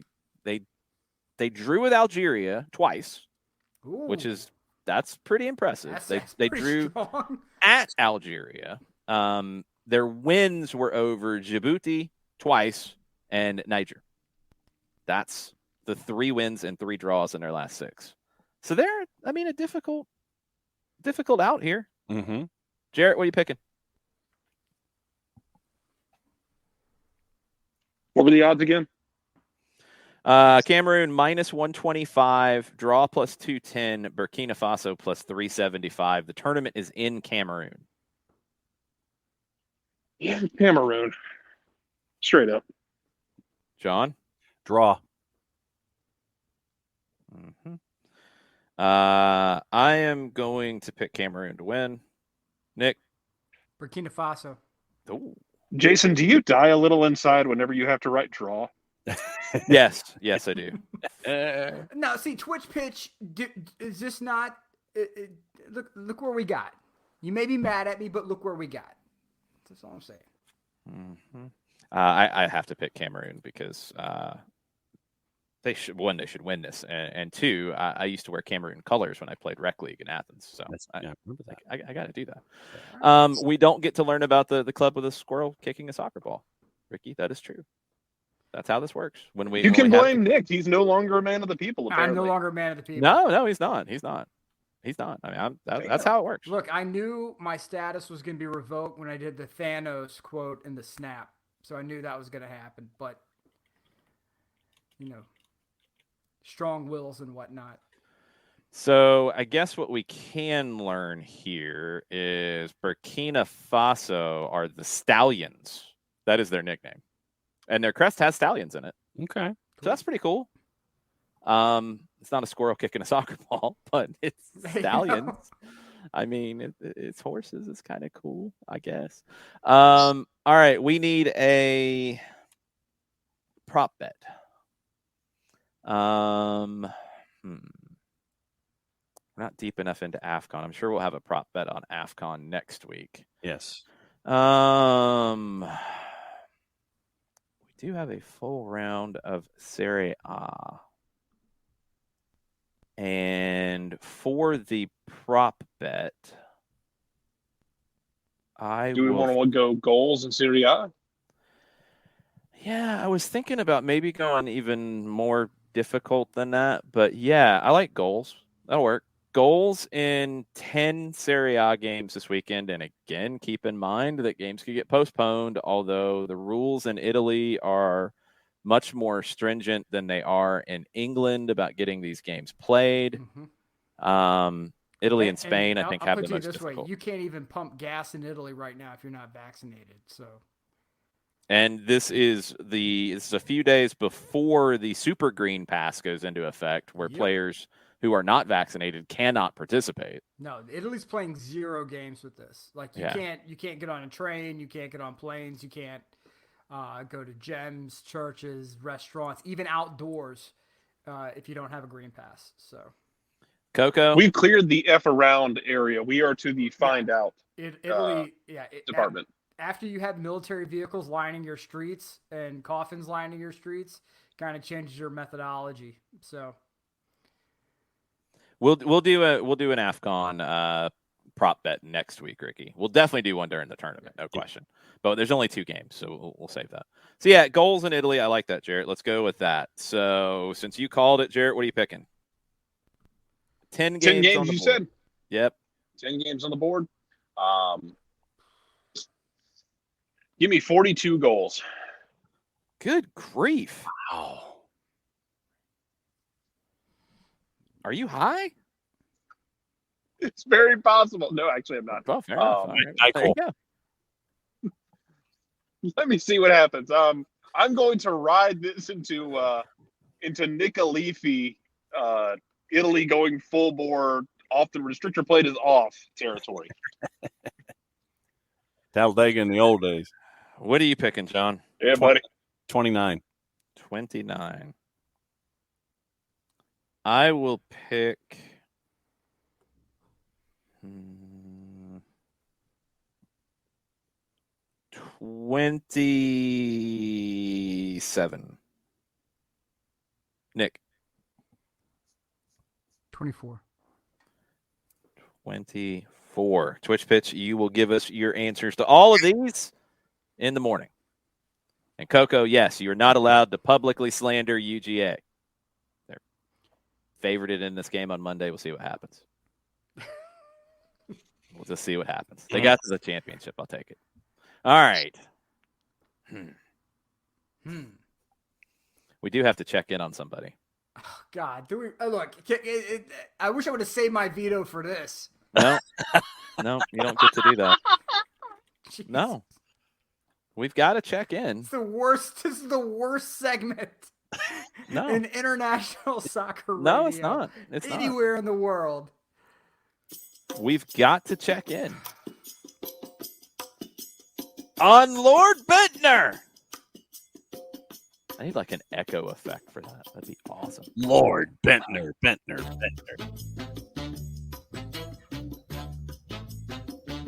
Are you ready for the drunkenness, the stupidity? I don't think he's done anything. Nicholas Bentner is worthless. It doesn't look like he's done anything lately. Yeah, you This is figured the with music New we Year's. chose. It's like for the music. Yeah. You figured that with New Year's involved that he would have done something. No, Unless he's still in jail and he's. No, he wasn't in jail. Come on. Bentner's a absolute degenerate, but he wasn't ever in jail lately, John. Why you got to go making stuff up? Not like disturbing the peace or something like that on New Year's Eve. Okay. No, he's This not ain't in jail. Mayberry. He's right. Pulled Yeah, over seriously. and pulled over with his car without a They license. took his car. That part's already done. They took his car. He rented The last reference for Nicholas Bentner is in an Arsenal.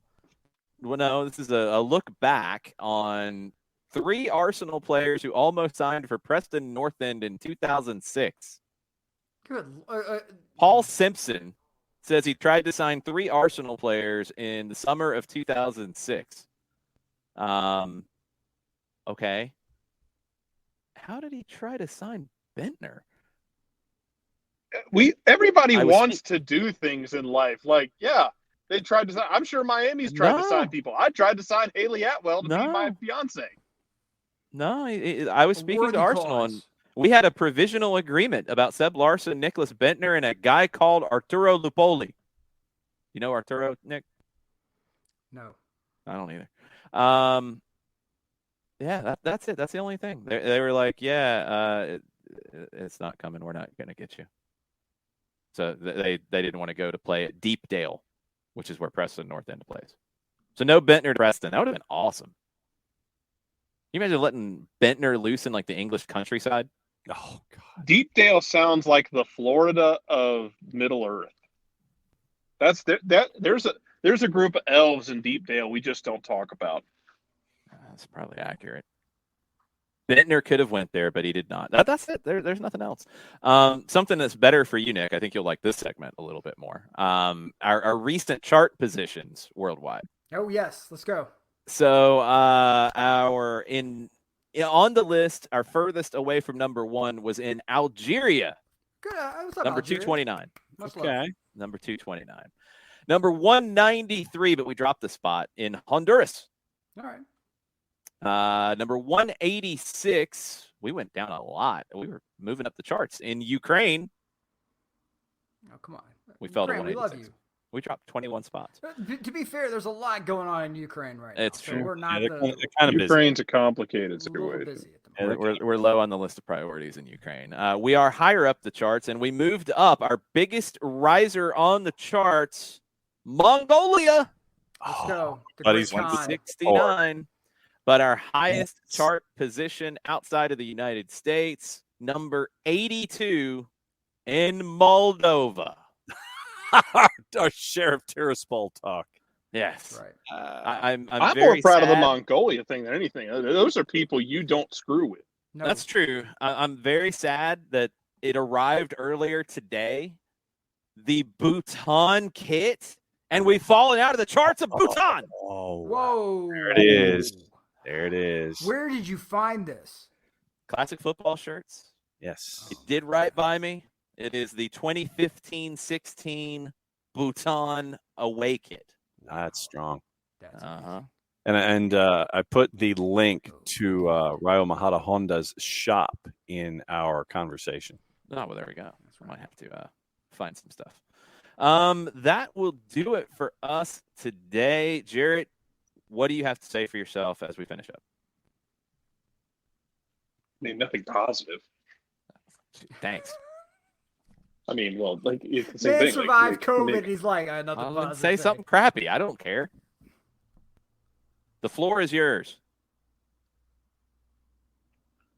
oh God. Okay. Well, fine. As we open up silly season, just be smart about your rumors. Same thing I said this morning. Be smart about your rumors. Be smart about what you believe, and most importantly, be realistic about stuff. Because, man, I'm already exhausted, and it's 3 days into this window. Fair enough. John, final words. The Atlanta Hawks are starting Trey, Mays, Luwawu Cabarro, Herter, and Capella tonight against Portland. That's not that bad. 4 regulars, 1 two-way player, 3 replacement players available off the bench tonight. They got a bunch of guys out of protocol. And the NBA still is just as effective in their own rule implementation as the Premier League is. There you go. There is that. Nick, what do you have to say for yourself? My son's school is now back to virtual for the moment, and there's already people yelling and screaming about it. What I would say is this: it's not necessarily to prevent this spread among the students, but the fact that teachers are kind of stressed to the max at the moment. They can't really find subs anywhere. Be nice to people, especially those who are in positions where they don't have a lot of backup at the moment. They're kind of stressed to the max. It's easy to be jerks. It's not very easy to be nice. Choose the harder option.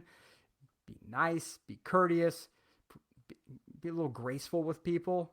I know that's not necessarily the popular thing to say. It's easy to embrace the id and kind of go nuts, but be nice to people, man. Everybody's struggling with something at the moment, and we have enough problems, whether it's COVID, work, whatever. So be nice to people. We do shows like this to keep it fun and light. Just be nice. We don't ask a lot. A wild Jarrett Can Smith I- has appeared. Wow. Well, Nick's commanded him on that note. I figured I might want to do the same. Actually, this applies to Nick as well. If you're looking to be a hipster about the next outside back to pay attention to, One of the Spanish magazines did a feature on Aaron Hickey, who's playing in Italy, a Scottish outside back. You can be a hipster about him because a lot of people haven't heard about him yet. That's going to change. All right. And I've You been waiting saying till on the the end? DM threads, Luka Moro, who is playing with Catania, Mhm. if for some reason Catania can't get the cash necessary to finish the season, he goes back to Padova. Padova's going to be looking to flip him immediately. He's an Italian youth national. He's been blowing it up at Catania. Keep an eye on that kid.